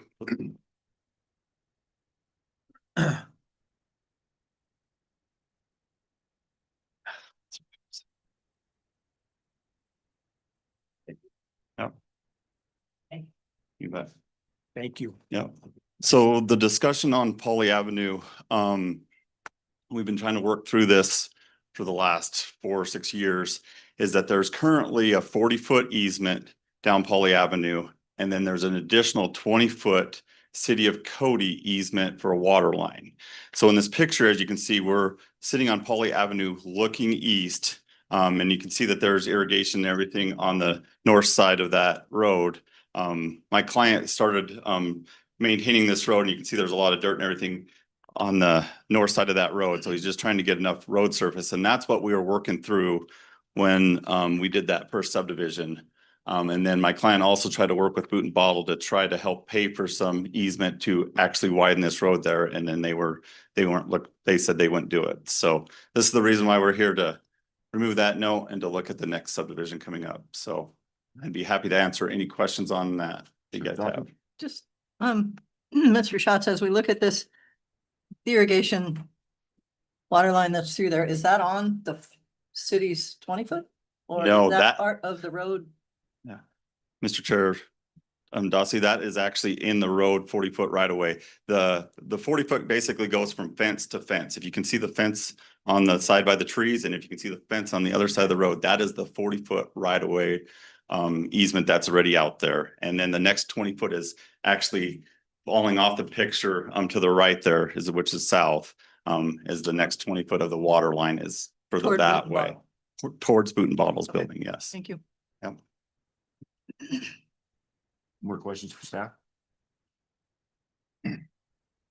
Okay, this is public comment, so if anybody would like to speak, please come forward to speak into the mic. Yeah, hi, Nathan Cardos, I'm the applicant. So yeah, just being unable to obtain the easement from the Boot and Bottle, which was unfortunate because it would have been very mutually beneficial, as they already have an easement of 60 feet that they can't build on, and that was their main concern, was encroaching on their property. But so we applied for administrative relief and were granted that after a road study and looking at all of that data. And so now what the Public Works wanted us to do is have a 20-foot road on Boot and Bottle and 24 feet wide on our property everywhere. So we're happy to do the 60-foot easement all the way across ours up to West Livingston's with a big turnaround. And then we're also happy to improve the road. I know a lot of blockades to these things are just the funds and people able to put down the money to get the road built. So we have that funding and we're just kind of ready to go. This has been a very long, tedious process of trying to work through this. So yeah, I just thank you guys and appreciate you hearing it. Thank you. Good morning, commissioners. My name is Greg Keeley, my wife, Lisa Keeley. We're here in favor of the subdivision. We live here in town on Wyoming Avenue, and we've heard of this subdivision for quite a while now, and the complaints and the kind of obstructions that the Boot and Bottle Club is putting forward on this. So we're just here recommending that you do approve and eliminating this item 4 off this request, and we are completely in favor of this also. Thank you for your time. Thank you. Any more public comment? Any more public comment? Mr. Chair, I move to close public comment. Second. Then moved and second to close public comment. Any further discussion? Hearing none, all those in favor signify by saying aye. Aye. Any opposed? Motion carried. Mr. Chair, typically, in the past, I oppose giving administrative relief for right-of-ways due to future development restrictions. It is bit us in the butt more than once. However, in this situation, after hearing from the city, I think any further possible development will most likely lead into annexation, and if the city's good with that, I think this is one of those exceptions that I could stomach. I'm not changing my mind. Don't tell me I'm two-faced and picking and choosing, but because I do think that those standards of easements are very critical for further development. But this being right next to the town and the city's in their master plan, Polly Avenue being annexed and part of that. So that's the thing that would change me. Plus the additional already 20-foot, they typically have a 60-foot, but even 20 is designated for utilities. So I guess for discussion, you don't have to beat me up over this. I thought maybe you're looking at Commissioner Mangold to beat you up. Mr. Chair, just so I followed, I want to make sure I understood correctly. So Mr. Cardos is saying that past Boot and Bottle, he's willing to make the easement, make it the space wider and improve the road. So it would be to the 60 feet past Boot and Bottle. Am I following that correctly? Yes, yeah, Commissioner Simone, that is my understanding, Mr. Chairman. Yeah, on Mr. Cardos's property, my understanding is it'll be a 60-foot wide right of way. Road surface, the required, I think, 24 feet on his property, past to the west of Boot and Bottle is what he will do. And so that would include the lots that are private, that is not Cardos, right? There's 2 lots that are right up, they're south to Polly Avenue. Mr. Chair, that is correct. And Kelly, that's correct. Yeah. Only just on the Boot and Bottle property is it only a 40-foot right away for the road. So on that area there, the road's not going to be 24-foot wide surface. It's only going to be 20-foot surface. But as soon as it gets past the Boot and Bottle property, it goes to the 2 lots that were in Cardo Simple Sub. That is now widened up to the 24-foot surface, 60-foot right away, and that goes all the way across over west to Livingston's property. And at the end of that, there will be a turnaround there. Okay. On that. But at the Boot and Bottle property, it's only 40-foot Right. easement and 20-foot road surface. Okay. That's So that turnaround is not going to show on the plat we're looking at here because this is the original plat for the first 2 lots, right? It will show on any new plat that breaks up that additional 35 acre. That is correct. Okay, thank you. Okay.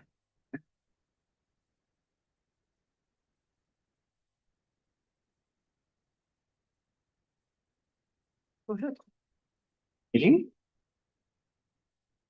Brought it up. Mr. Chair, I move to approve the partial vacation and amended plat of Cardos Simple Subdivision 292 as recommended in condition. Is there a condition? I think it was just meet the standard. Just one. Just one. It's just repealing condition 4 from the plat and replacing it, right? Yeah. The condition the yeah. applicant shall otherwise comply. Staff recommendations. There is one. Second. Let me see if I got this right here.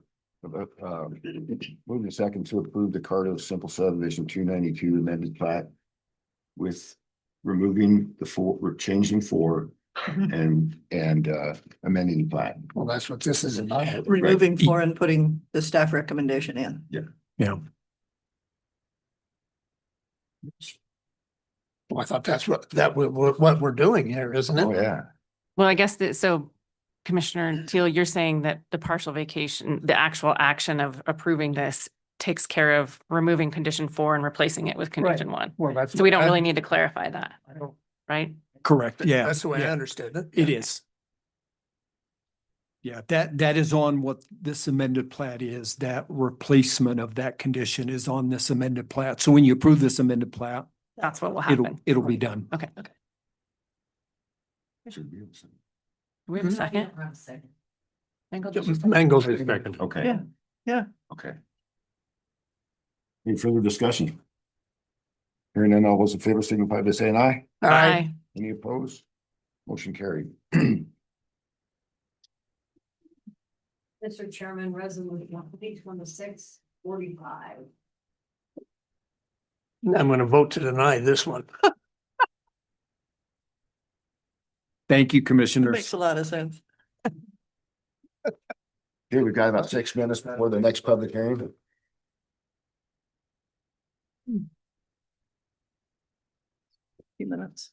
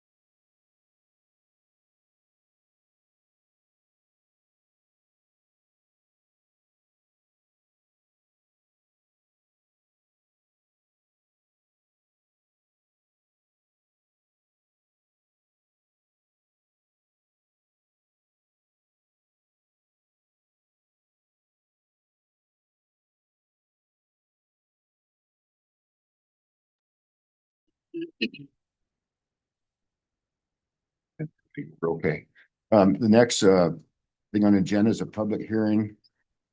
Sulphur Springs MS minor subdivision 93 sketch plan by Kim Dillon and Erica Decker, Park County Planning and Zoning.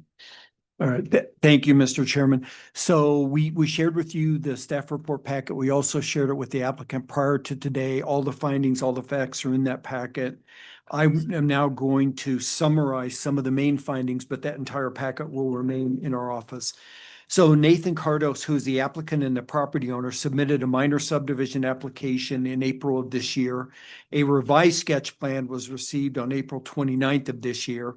The applicant requests approval to create one 19.63 acre lot, one 7.73 acre lot, and one 7.66 acre lot, each for residential use from an existing 35 acre parcel. Ownership is to Mr. Cardos.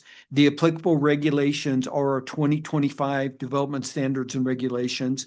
We have classified this potential subdivision as a minor. The property is in GR5 zoning district. The lot sizes proposed are consistent with that zoning district. The Shoshone Municipal Pipeline property is immediately to the south. The proposed subdivision is located 1 mile from the city of Cody. Therefore, municipal review is required. And we have heard from the city, and you've seen those comments that they made. Public notice requirements have been met. Relevant agencies were notified as required. Park County Public Works submitted a letter regarding the approval of administrative relief for the width of Pauley Avenue on the Boot and Bottle Club property. We shared that with you, but I did want to just mention some of those findings that Public Works made in their letter. And this letter their first letter was dated June 10th of this year.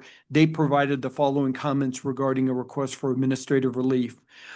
The request for administrative relief addresses that part of Pauley Avenue on land owned by the Boot and Bottle Club. In review of Cardo Simple subdivision, Public Works determined the existing easement of 40 does not at this time meet Park County standards, which requires a minimum of 60 feet. And again, Mr. Chairman, this letter was in 2024. So this was after Cardos had been approved, but in response to Mr. Cardos coming back and asking for administrative relief. This is what Public Works said.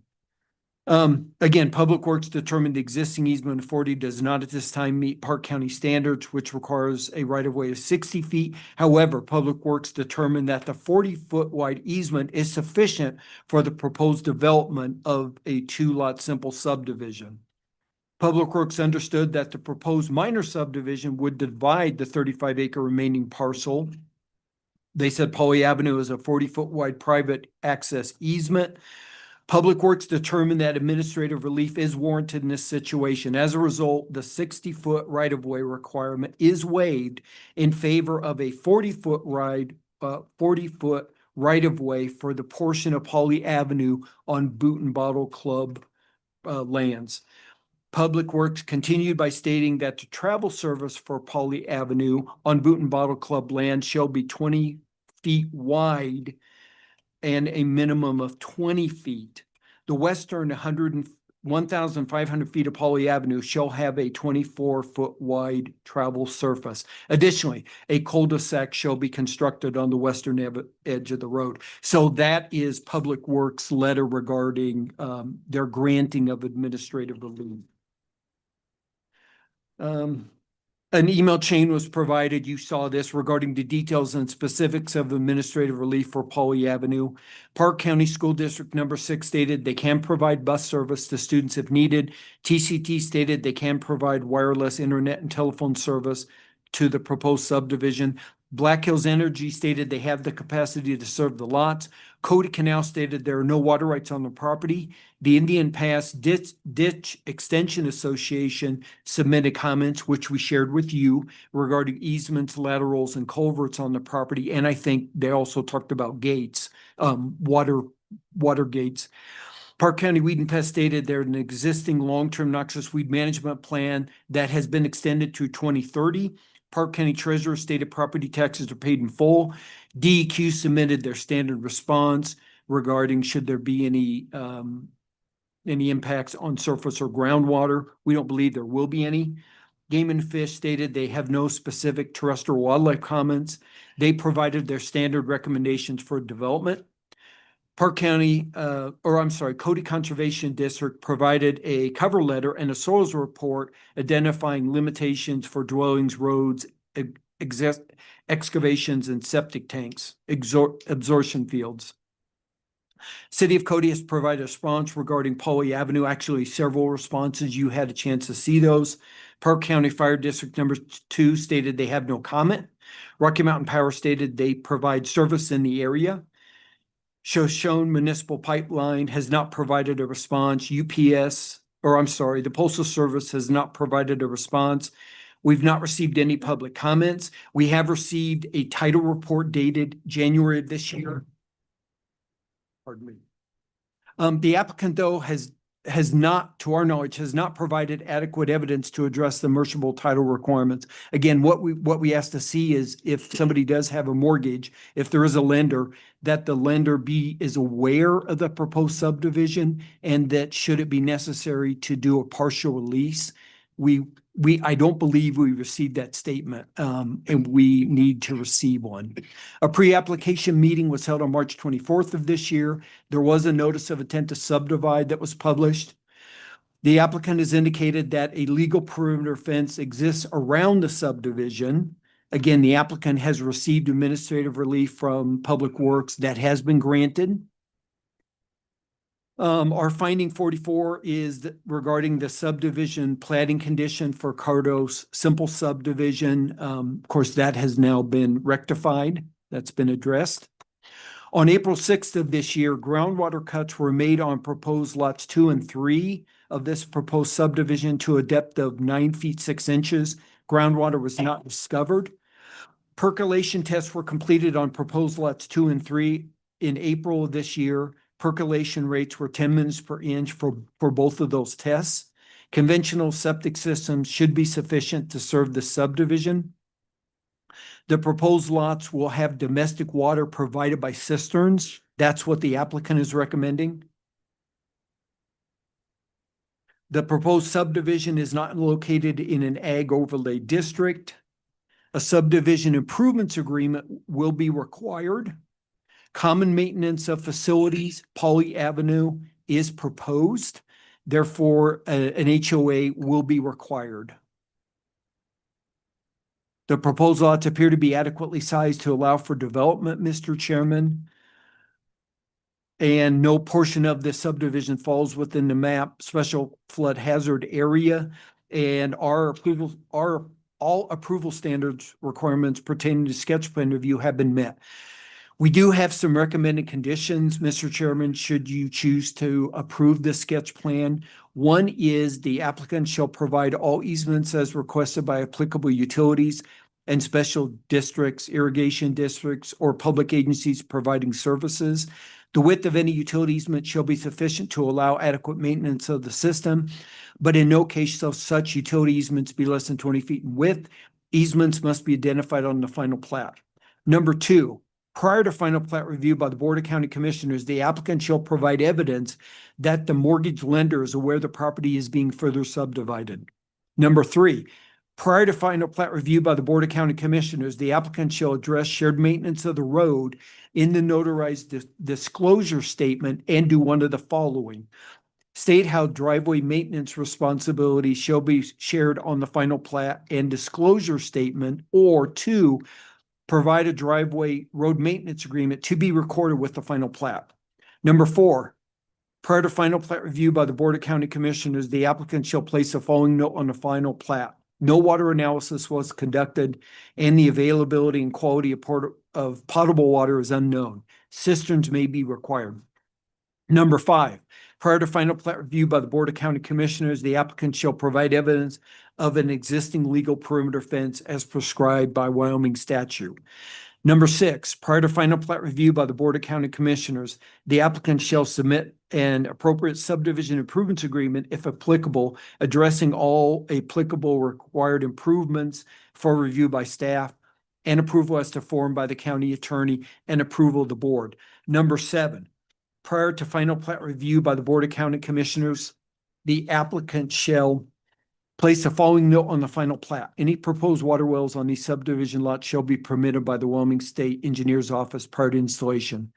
Number 8, prior to final plat review by the Board of County Commissioners, the applicant shall place the notes recommended by the Cody Canal Irrigation District and the conditions recommended by the Indian Pass Ditch Association on the final plat. And Mr. Chairman, you saw these. The Cody Canal, if I remember correctly, just recommended easements on the canals and laterals. And I believe the Indian Pass Ditch Association, their recommended conditions talked about having culverts in place or put in place. And I think they also talked about gates, is my memory. Number 9, prior to final plat review by the Board of County Commissioners, the applicant shall place a notice of the Wyoming Right to Farm and Ranch Act of 91 on the final plat.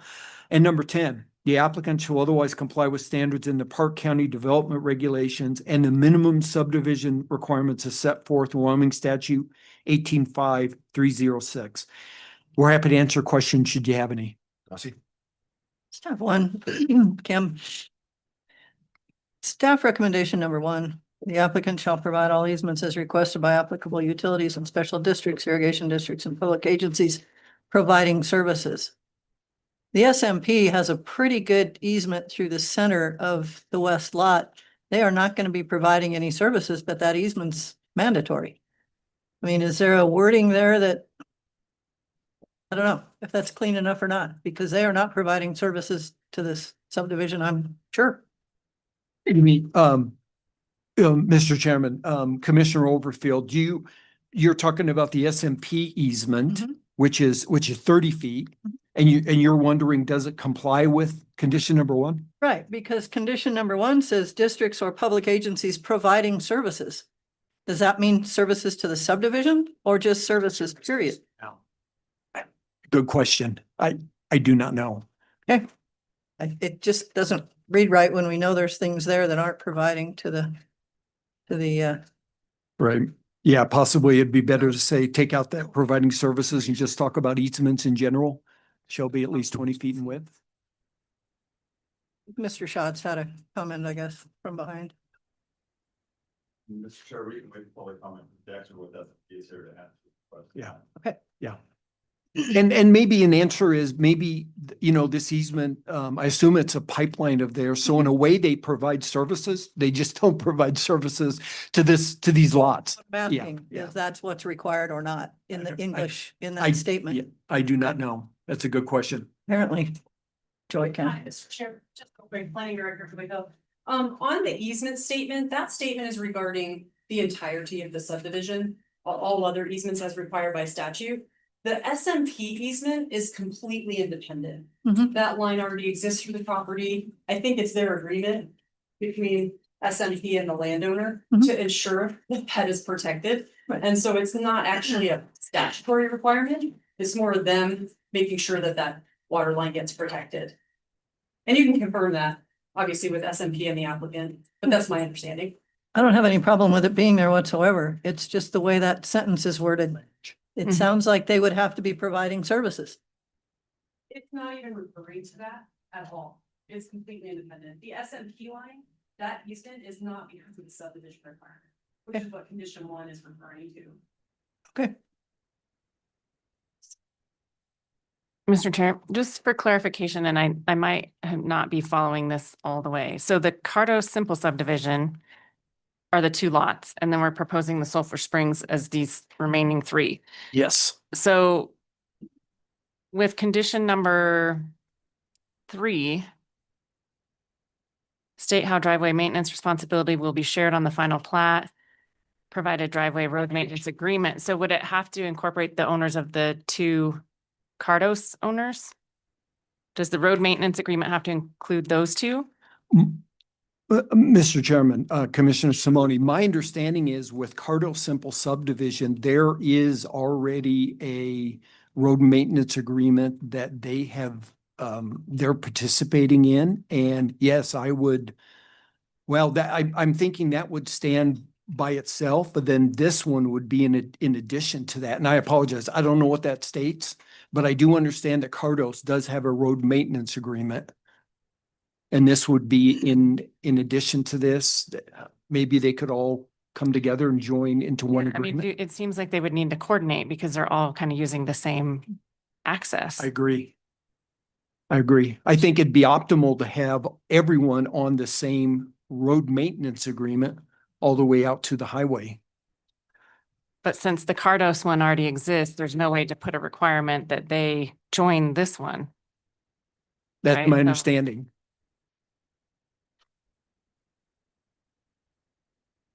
Lots on Ricardo subdivision are coming off Holly Avenue, but that easement going back down to the bottom there, that is only gonna be used for access to those back lots, is my understanding. So there's two separate road or access issues here. One is the Holly Avenue access, and then one will be that 40-foot easement going down through those two lots. So I think we're talking about two different things. There could be a joining of the Cardos maintenance to address the Holly Avenue use, but then there's the two coming down, which I don't think those lots use. Be a point we could ask the landowners to clarify.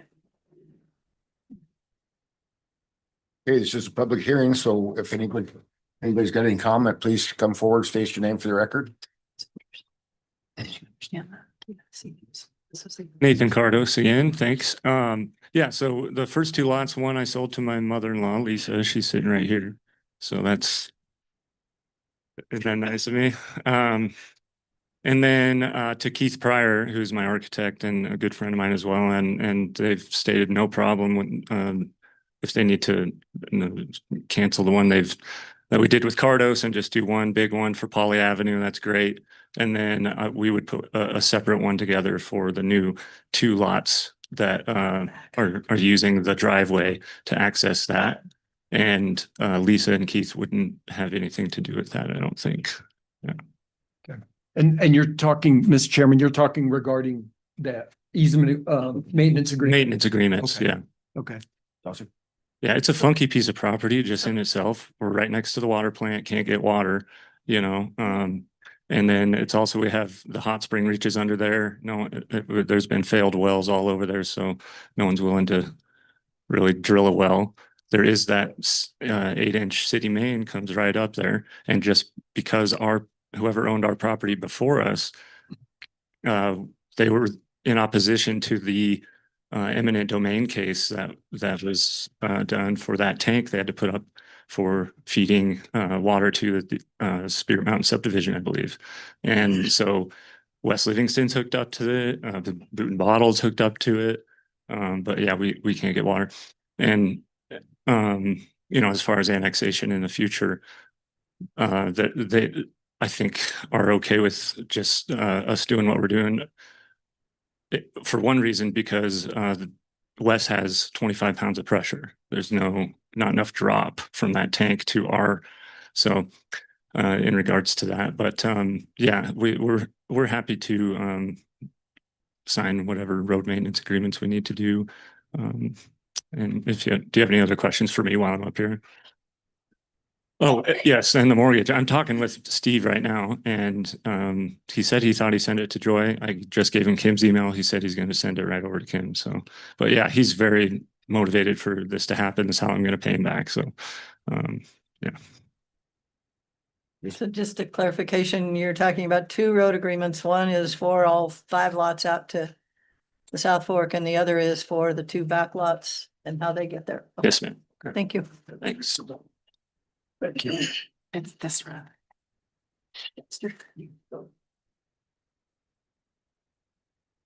Morning, Mr. Chairman, members of the Park County Commission. I am Dexter Woodis. I'm the manager of Shoshone Municipal Pipeline. Can you hear me? Can you hear me now? Lloyd? Sorry.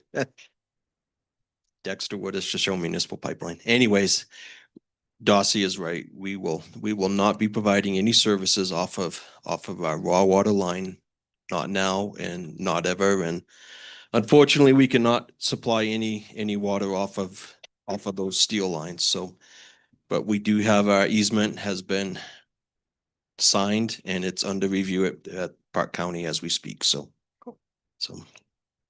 any questions from me? Thank you. Thank you. This is a public meeting, so anybody have public comment?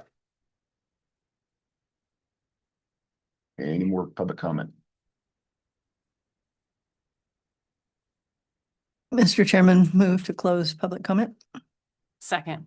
Been moved and seconded to close public comment. Any more discussion? Hearing none, all those in favor signify by saying aye. Aye. Any opposed? Motion carried. Mr. Chairman, I do have a question. I know I brought it up before, but that's still confusing, the difference between a road maintenance agreement and subdivision improvement agreement. So it just seems that we could simplify this by having one. Even if you look at condition 6, it specifically says roads, etc. So, I mean, just moving forward, I think we could simplify this.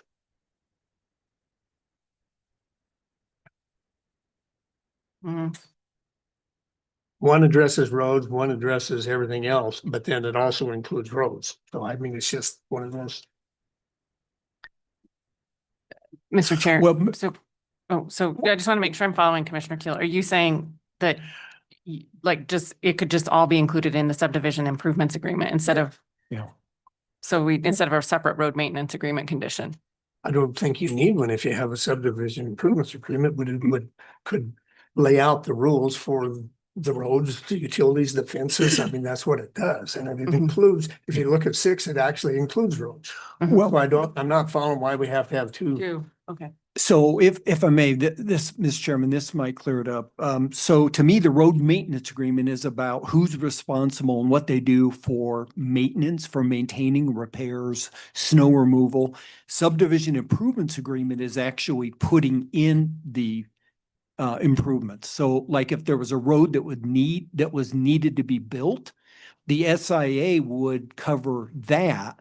And in this case, I believe it covers utilities because I think electricity maybe is adjacent to each lot, but natural gas is not. And so under the SIA, we will expect to get plans on how natural gas is to be made adjacent to each lot. Could cover fencing, but I think the applicant has said that fencing exists. But anyhow, SIA is about how improvements are to be put in. Road maintenance agreement is how that road is to be maintained and repaired if necessary, and snow removed, Okay. if that makes sense.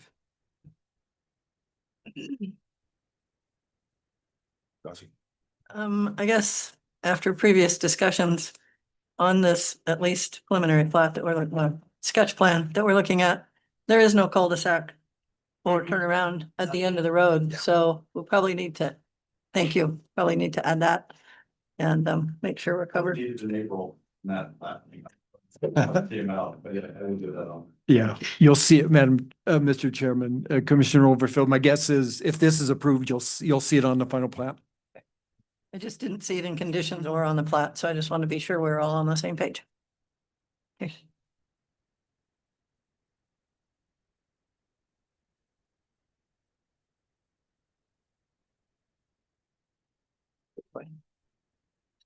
All right, Mr. Chair, I move to approve Sulphur Spring Minor Subdivision 97 sketch plan with staff conditions as presented. Second. Been moved and seconded to approve Sulphur Springs minor subdivision 97 with conditions as stated. Any further discussion? Hearing none, all those in favor signify by saying aye. Aye. Any opposed? Motion carried. Mr. Chairman, resolution 2026-46. Nice. Thank you, Colleen. Thank you, Mr. Chairman. Thank you, commissioners. Thank you.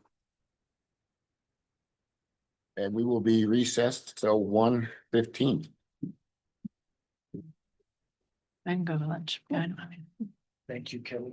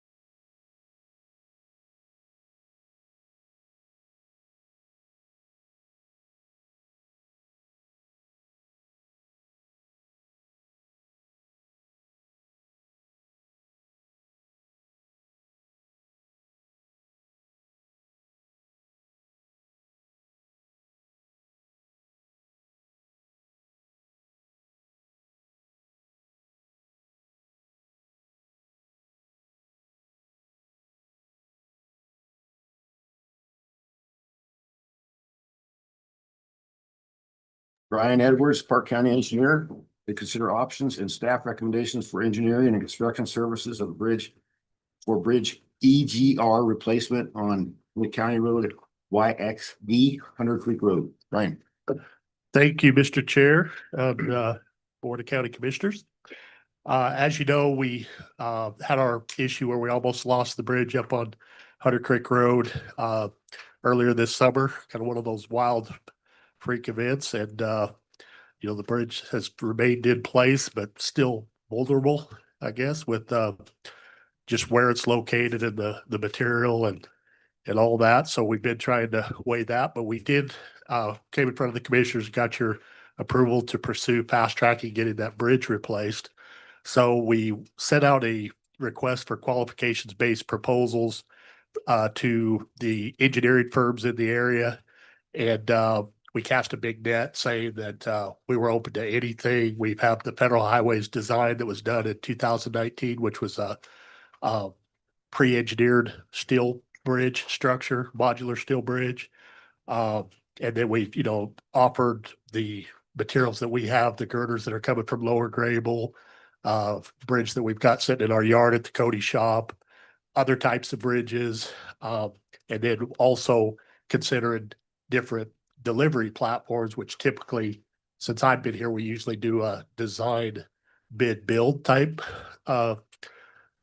project, which is basically you hire an engineer, they prepare bid contract documents, you bid it out, open it up to contractors, competitive bidding.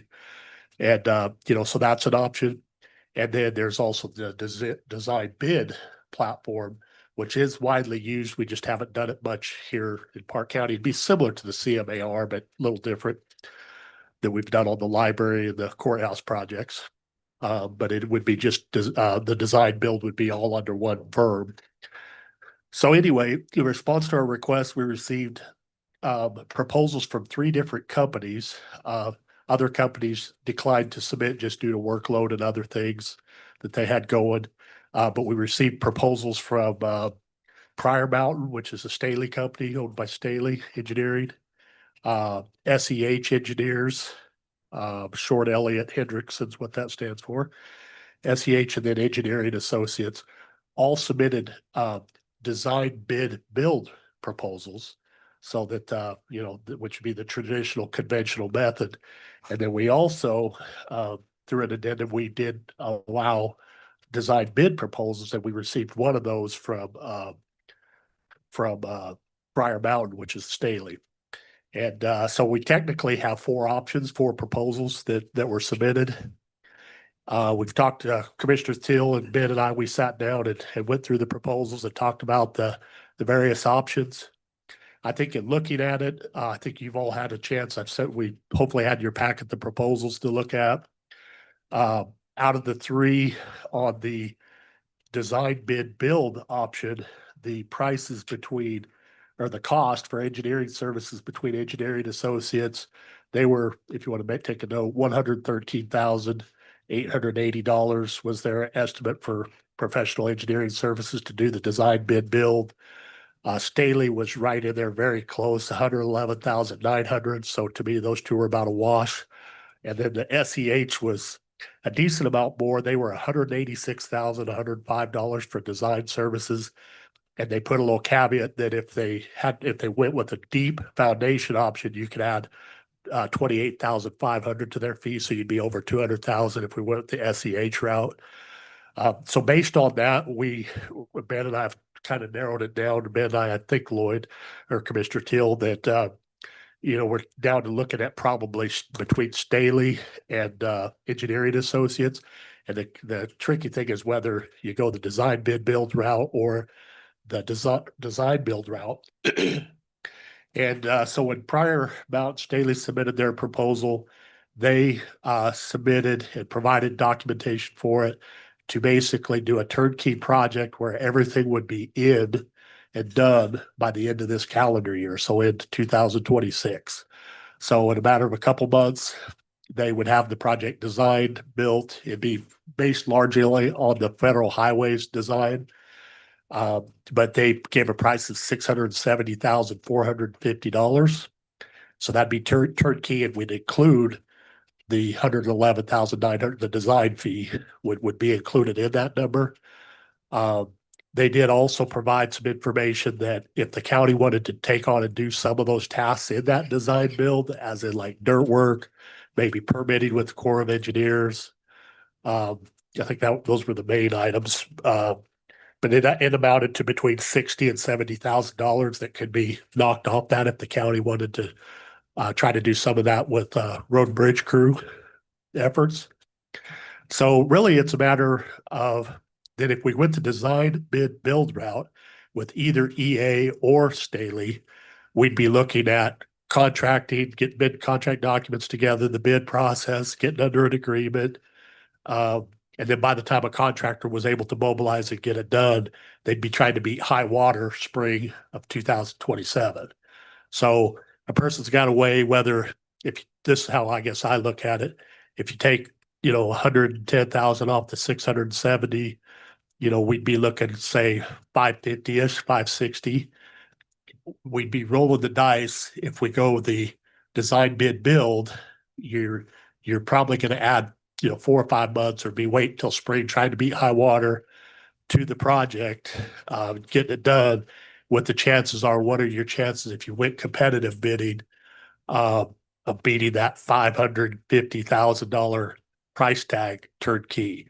Then it's like, are you going to be able to get contractors to do it? Which is hard to get contractors, local contractors to do bridges around here is something that we've struggled with. Like our contractors doing our bridge on Lower Grables out of Montana. So, that's something I think the way, obviously we all like to keep the work local. I think no matter which way you go, there'd be local for some materials, cement, concrete, things like that. Either way, but I guess in terms of making a short story long, I think we're torn into that, the scenario of the design build with Staley being pretty attractive. I think that price is reasonable of what we probably can expect when we go out for competitive bids. We're probably going to be right in there with that, or it's a roll the dice. Who knows how it'll go if we even get bidders, at that time of year and what we're trying to do. Or we can be done with it by the end of the year for between, I guess it'd be between $600,000 and $670,000 would be done with it by the end of the year. The bridge up there now this is a bit unusual. If we have a situation where it's a normal bridge replacement, I like the competition. I like to keep it local and all that. This one's a bit different just because it is a bit vulnerable right now with everything that happened. We just had another mudslide over the weekend, and it's just been a weird year, weather. We could have a winter like last year and have nothing, it would be just fine, but we are a little bit vulnerable. So to me, if there was a situation where a design build was attractive, this seems like a good project to me because of the unusual nature of the way we're trying to fast track it. Time is critical. We want to get it done. This seems like a good one to look at that option. So, but I think qualifications wise, in terms of bridge expertise experience, all 3 firms that submitted proposals are all very strong, all very qualified. Guys from Staley, Prior Mountain here are behind me. They came, they've done a lot of bridges, design build and design bid build. Some up in Cook City, Silvergate, 3 bridges up there, multiple in Montana or this part of the Red Lodge area, Roscoe. EA's done multiple bridges for us, for the county and for others too. So both are very qualified that way. It's really, I think it centers on which way you want to go on the competition, rolling the dice and the schedule, or go the design build route and get it done by the end of the year. But I think we could probably be fine going either way. Commissioner Teal, I don't know if you want to comment on what your thoughts are with the. Mr. Chair, going through it, I mean, we have 3 definitely qualified engineering firms that sent us proposals, discussing it with Brian and Ben. And then, the bid build is very attractive. I wish we only I wish we'd have had more, 3 of them to compare them to, but the one that we did get from Stolly is very competitive. So one of the advantages that I believe we would have with going with that is after our meeting, I went out and talked with Forest Service and talked with Casey and we can cut through a lot of red tape, if we push hard right now through some of our permitting and easement issues of an emergency replacement. If we stall it till spring, it's very likely that Forest Service can drag their feet on some of the permitting and issues like that. So there's some advantages to rushing into it, although I do believe that we're gonna get a decent deal. Brian, I do have a question. I can't remember what you said. Back in 2018, Fed Highways estimated a replacement bridge. Do you remember what that amount was? 300,000. Just for the bridge. Yeah. So I mean, we're not, and in what is it, 8 years now? I have no doubt that probably doubles. I guess it double. Yeah, The so I way mean, we've seen everything we're else right, go. they're right there where I think it's a lot of damn money, no doubt for a small bridge, but the design to do it now during the low water is very advantage. The freeboard, if you looked at our pictures, you can see the existing bridge doesn't have very much between the water and the floor of girders, and the new one will have 5-foot minimum freeboard, they'll call it. It will be a longer span, open that throat up more. The design looks really good. So, I wish we could. I think through our procurement policy, we have the ability to go any route you want, but I'm kind of leaning towards going to the bridge, design build, just to get it over, get it done. And when by the end of the year, then it's done. Now, who knows what'll happen? Mother Nature may come kick our ass next spring. It's hard to say. That creek might come out and go down and take out the road, but the road's a lot cheaper to build than a bridge. So I don't know what. I mean, ask lots of questions here, but I would definitely go with the recommendation. I believe I'm hearing from Brian, and that's design build. I think it's a good one, good project to think about that one as an option for sure. Just it is because of the circumstances. I think that's why the design build options are out there, because you can cut through some red tape and the times of getting under contract and bidding and where time is an issue on this one. Brian, is there I know there was discussion of this, but is there any more discussion with the Forest Service of knocking, because I went up the river this weekend up above the bridge. Is there any talk about taking care of that mess up above there? We're going to meet with them next Tuesday and have these discussions on site. I hate to put a new bridge in there and have that stuff come boiling down through there. Yeah. Ben's been exchanged. We've got Casey, Question, and some of their hydrologist people. So we're going to meet them about options there. And I think we're going to talk about that and just the South Fork in general, some of the issues we're having with how to deal with the material that comes on the road. So. I'll just say, Mr. Chairman, that I'm going to abstain from any discussion or voting on this due to conflict of interest. Mr. Chairman, a question though, refresh my memory, where does YDOT come in on bridges? I mean, if it has to do with the span or whatever, will the new bridge be approved by YDOT or inspected or? Well, it used to be YDOT would have to review all the bridges. They would review the design and all that. They quit doing that. This would be even the bridge that's there now is over the length. It's the 20 feet. Okay. So they're YDOT. They're under the federal bridge inventory, or however you call it. So they are inspected by YDOT. So it is under their criteria. And that would be the same with the new one too. In fact, we're wanting to go from a 27-foot span to at least 50 is what we'd like to do. That's what the federal highways, they ran the hydraulics on it back in 2019, and they had a design with a 50-foot span. And everybody that we talked to, I think all of these were looking at something similar, going higher, going wider. And say, follow up, I haven't picked their proposal apart, but it's a turnkey. They provide the needed permits from Army Corps, provide all the licensed engineers and or surveyors. It's turnkey through construction. They would have through the construction, they would have on-site a resident engineer, inspection, so making sure things are built right. As-built drawings, so it'd be turnkey. Everything would And be. we have the option to possibly help a little bit in material or who knows, whatever you feel Yeah. or Jet has They- available. They did provide it, it was mostly dirt work, but like they said, if the county were to do the dirt work to build up the abutments, maybe build the bypass, some of that stuff, things that our guys could do pretty well, I think. That would save about right at 60,000 if the county did that off of that price that I told you, the 670. The construction of the bypass or the Both, I guess it'd be providing the bypass. Yeah, building up the bridge abutments or for the vertical alignment and then building the bypass.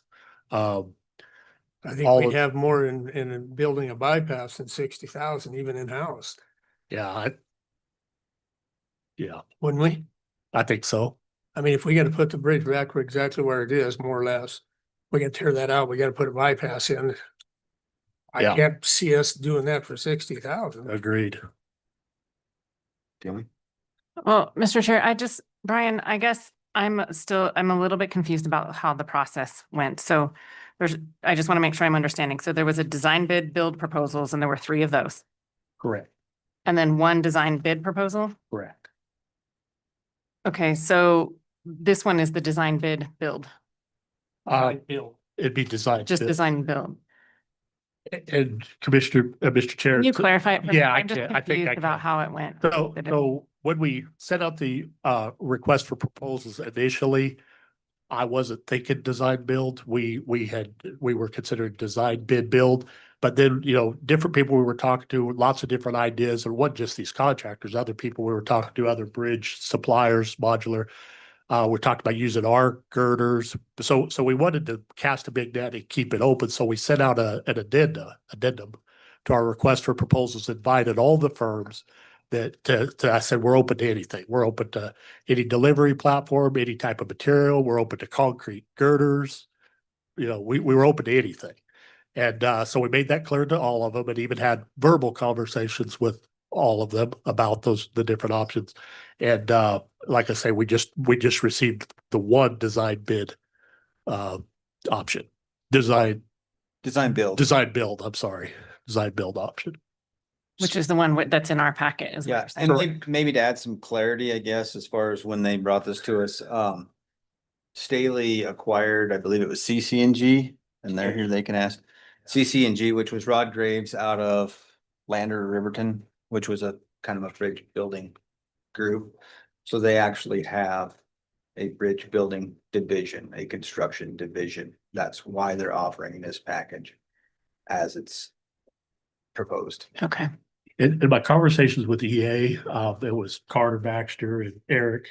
We talked about that as they were preparing their proposal, and I told them we were open to anything. And I said we'd been approached about that being an option. I conveyed that to them. EA indicated they have contractors that they work with, and that they do design build options as well, teaming with contractors. So they had that opportunity option. But didn't submit. They didn't submit for that. Okay. Yes, sir. Eric Walkup with Engineering Associates. We thought the project would be best served by being able to bid the roughly $500,000 worth of construction work competitively. We felt that'd be in the best interest of the county. That's why we went with the design bid build delivery platform. Pretty confident that many contractors would be able to meet the time constraints. That's why we proposed this bid. Thank you. Chair, you're confident that we could do some of this stuff in-house on a timely manner then? In talking to Chip, I think so, especially if we limit it to mainly the dirt work related items. I think so. And, we could provide some of the materials, as far as like road-based pit run material. And that would be true even if we went the design bid build option. I didn't talk a lot to Eric and his group about that, but I would think that would be an option if they, EA presented a lot of different options too on how we could do things a little bit different or save some dollars. So that would be available no matter which delivery platform you did. They could bid it with some bid alternatives where the county could do certain parts of the work. So I think that could happen either way, whichever way you decide to go. Mr. Chair, and also the idea of waiting, I can just look at the worst scenario. We lose that bridge and we got people in the South Fork and we have to explain why we wanted to wait. So I don't want to do that. So I think it's almost, from what we're seeing on the South Fork now with a couple mudslides already popping through, I think we need to start doing this here pretty soon. Mr. Chair, Commissioners, I tend to agree with Eric in the back there, the fact we could probably, and money is an issue. And we might be able to get it done a little bit cheaper. We won't know that till we do it. But my concern after visiting with Casey is the fact that if we don't drag our feet, they can permit what we need in-house. Have you got a chance to put that formal request in yet? Well, we haven't, because we're gonna meet with them. Part of the formal request requires a survey, and so Right. we've been chasing that down a little bit. He did mention though that it didn't have to be a formal survey. It just had to show the alignment of the existing and where our easement is. Now, I know you can't get, I mean, right to the hands or something, but if it proves the fact that our existing bridge is within that 60-foot easement or whatever we have, that would be, my point is, they can approve these construction easement temporary in-house under an emergency replacement. Emergencies, yeah. They may be able to do it in the spring. But we're dealing with federal government, so. That would qualify as an emergency to them. Well, if it was such an emergency, would you wait 6 months and put out a bid? I don't know that. I'm maybe speculating a little, but we have an opportunity here to just get it done. And I don't see that we would save considerable amount based on what Fed Highway has already estimated the bridge 8 years ago at down near the difference.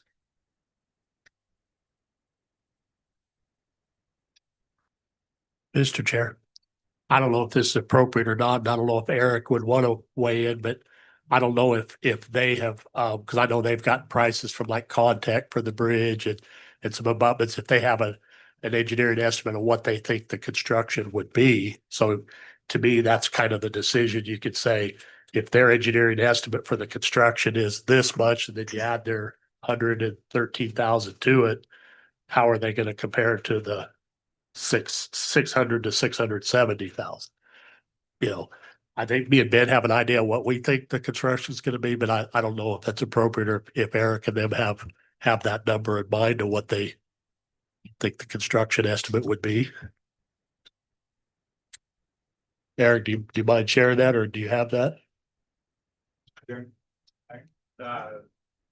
construction estimate we have is pretty loose at this point, but we were estimating somewhere between $500,000 to $575,000 project. Bridges there are a couple of different suppliers of bridges that are readily available, essentially off the shelf, put bridge on shelf, but available from a suppliers. So see what I weigh those two. Mr. Chair, my concern is I just want to make sure that because we talked about the procurement policy. So it's just not the formal bid process that I'm used to seeing. Like this was put out, then it was this, and then it was this, where we can see that. I just want to make sure we're following that. Yeah, so this professional services, this is where it gets a little gray, but for professional engineering services, it's qualifications based, and per our procurement policy, it's driven a lot by dollar amount. In this case, because of the time and the schedule, we are trying to not completely rely on price.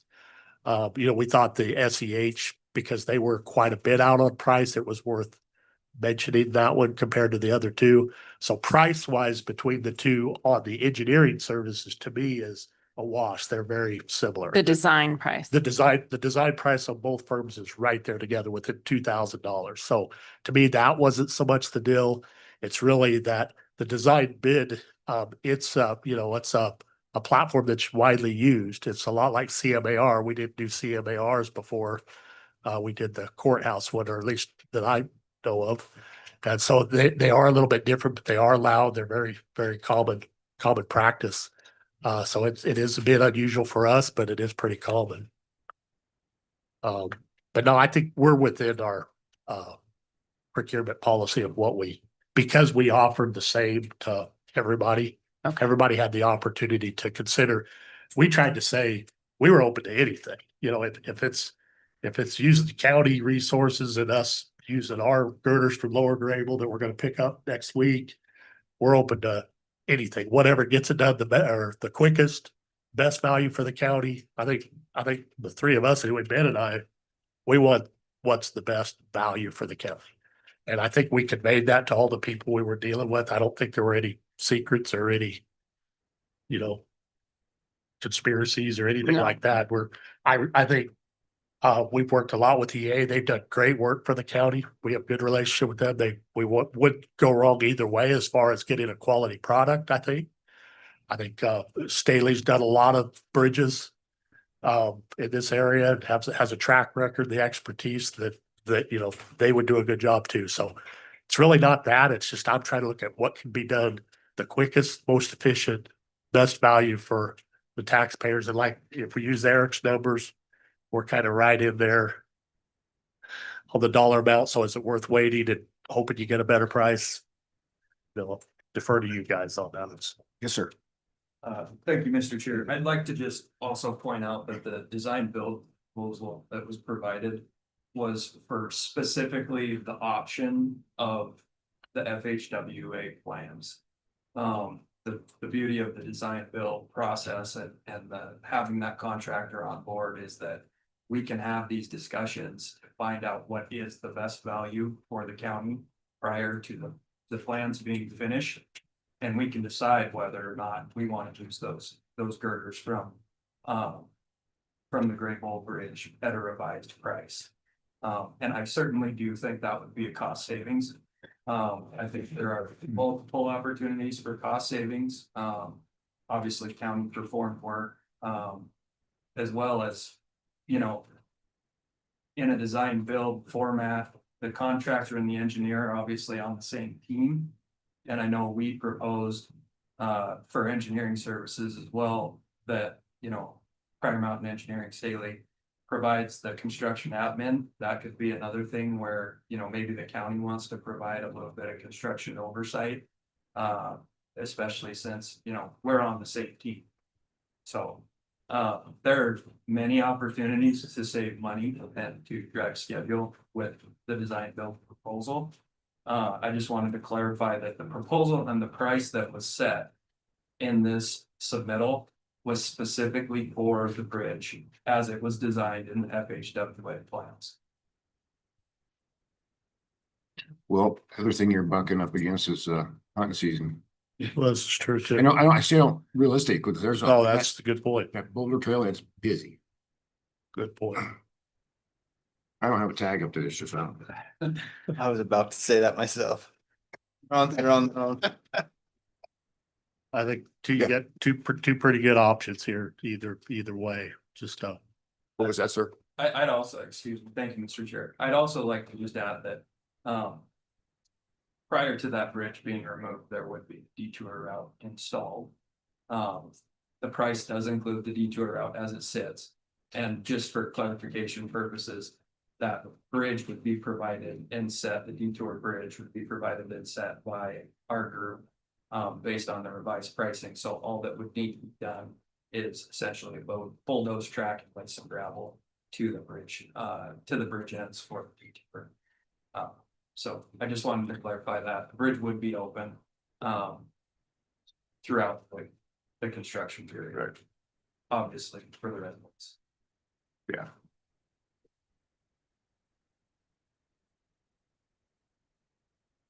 I know you're out. Well, I just have another question, and I'm not at all questioning, anybody's qualifications or any of the proposal. My main concern is our local contractors. You know, I think some of them might say we could have, you know, given them an opportunity or whatever. What would be the response to that?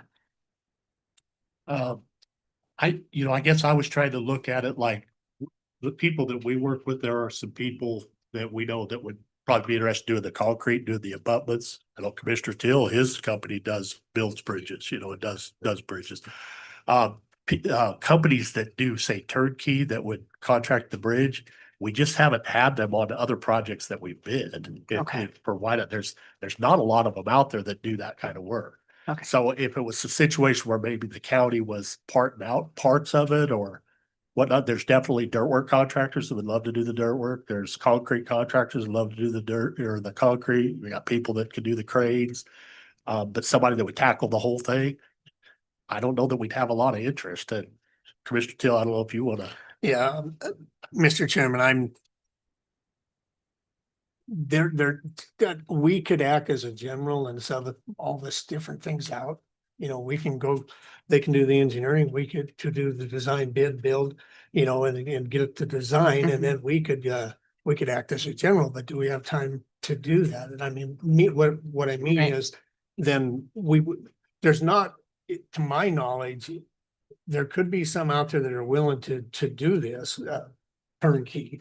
But locally right here in Park County, it's kind of, this bridge is almost in between. It's not quite small enough to have Crow or Little Rock or one of those contractors tackle it.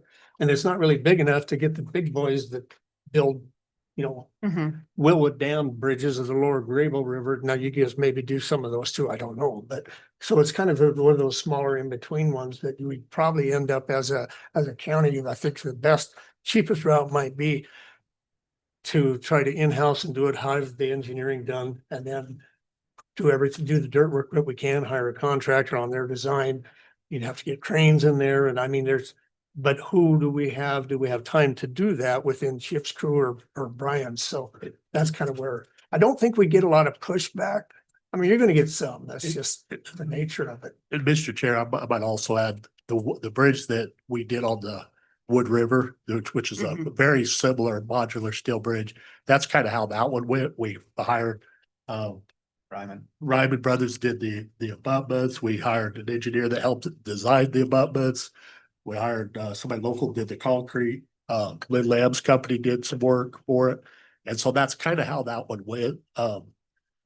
You know, but Do you remember, Mr. Do you remember what that one ended up costing? It's a little longer span, but 1.1, it was 120 feet.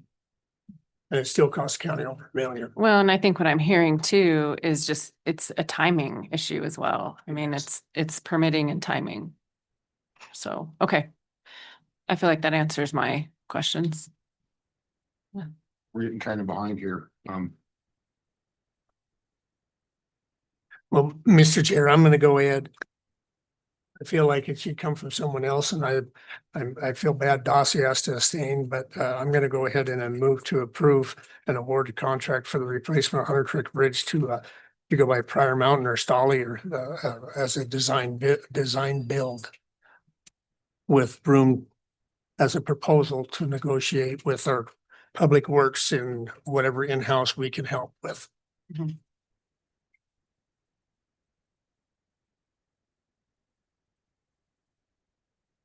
Gonna die for lack of second. we'll second it. Let's get it Tough done. crowd. I'm just seeing if Mangold's still with us. Moved second. Any further discussion? No, I would just add, I just appreciate all the time and that you guys were willing to answer all the questions. I feel good about having those questions answered because those are the main concerns I think we'll hear about. So. Yeah, and I'd like to reiterate, I think I've said this, but the 3 proposals we received, I mean, we're lucky to have some quality options here, really some good teams, good people that we work with. So I don't think we could go wrong either way. So I'll just kind of leave it at that. Okay. I forgot who you said. That's Scott seconded. No. Mhm. Who, Mangold. to who? To me. Yeah.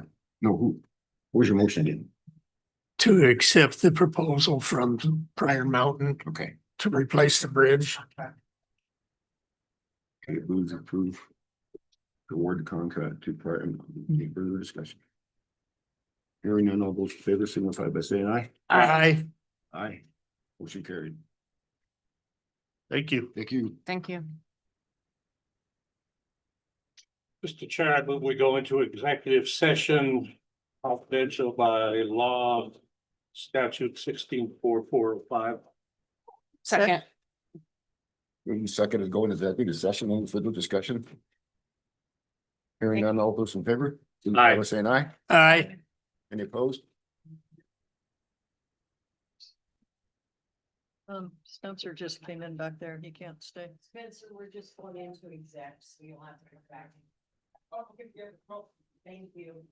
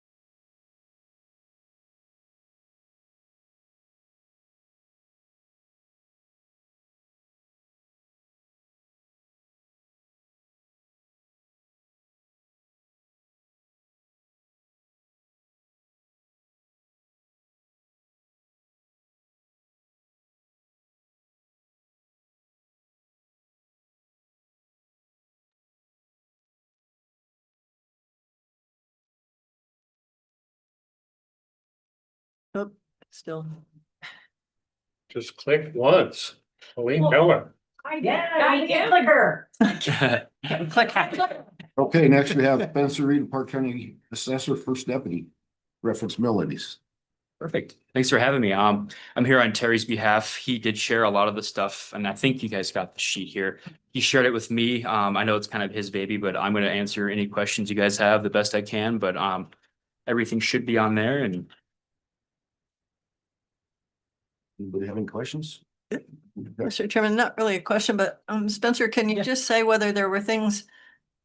I know we have new exemptions, we have a whole lot of things on property tax stuff, but as far as the county is concerned, did the valuation come out at about the same as a year ago? Was it pretty close? it's pretty close. It's a little bit higher, but not like drastically different. So we do this stuff way ahead of time to kind of get an idea of where the exemptions are going to impact, because there's that uncertainty of like what's going to stay, what's going to go. So Terry does a really good job forecasting that. So and he was really, really close this year. So then, obviously factoring in oil and gas stuff too. But yeah, it was a little bit higher. I want to say we were like 850 last year. We're at 870 this year. So not too far off. So Do you attribute most of that as some of that like new builds? I mean, I know we haven't had a ton, but some. yeah, yep, Okay. a little bit of that, a little bit of like oil and gas fluctuation too. So nothing that was drastic though. So Okay.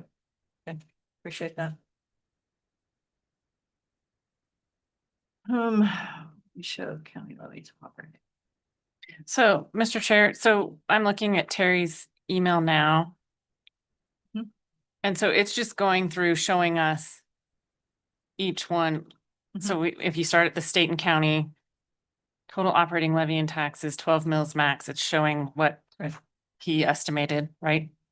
yes. And then each of our school districts, then our municipalities. Okay. And the special districts. And if Kelly, if you ever want to see all of the special districts and their budgets and stuff, that's all posted online on the clerk's page under special districts. Okay.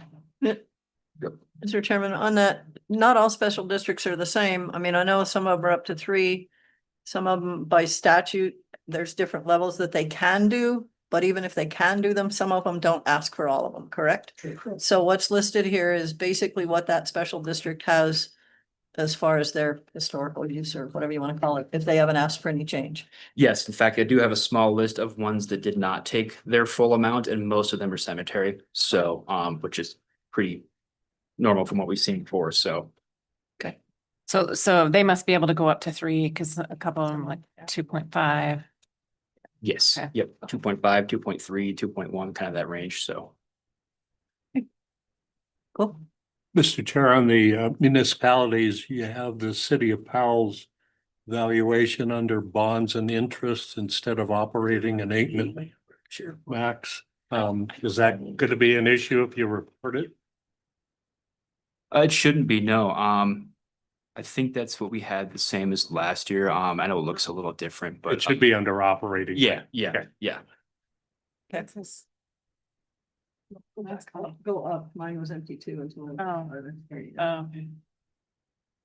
Okay. It's under bonds and interest, Instead of under the mill. under operating an 8 mil. Like Oh, with so- the, Oh, it should So be. they up could go up to 8, but they take 5. yeah, 35. Okay.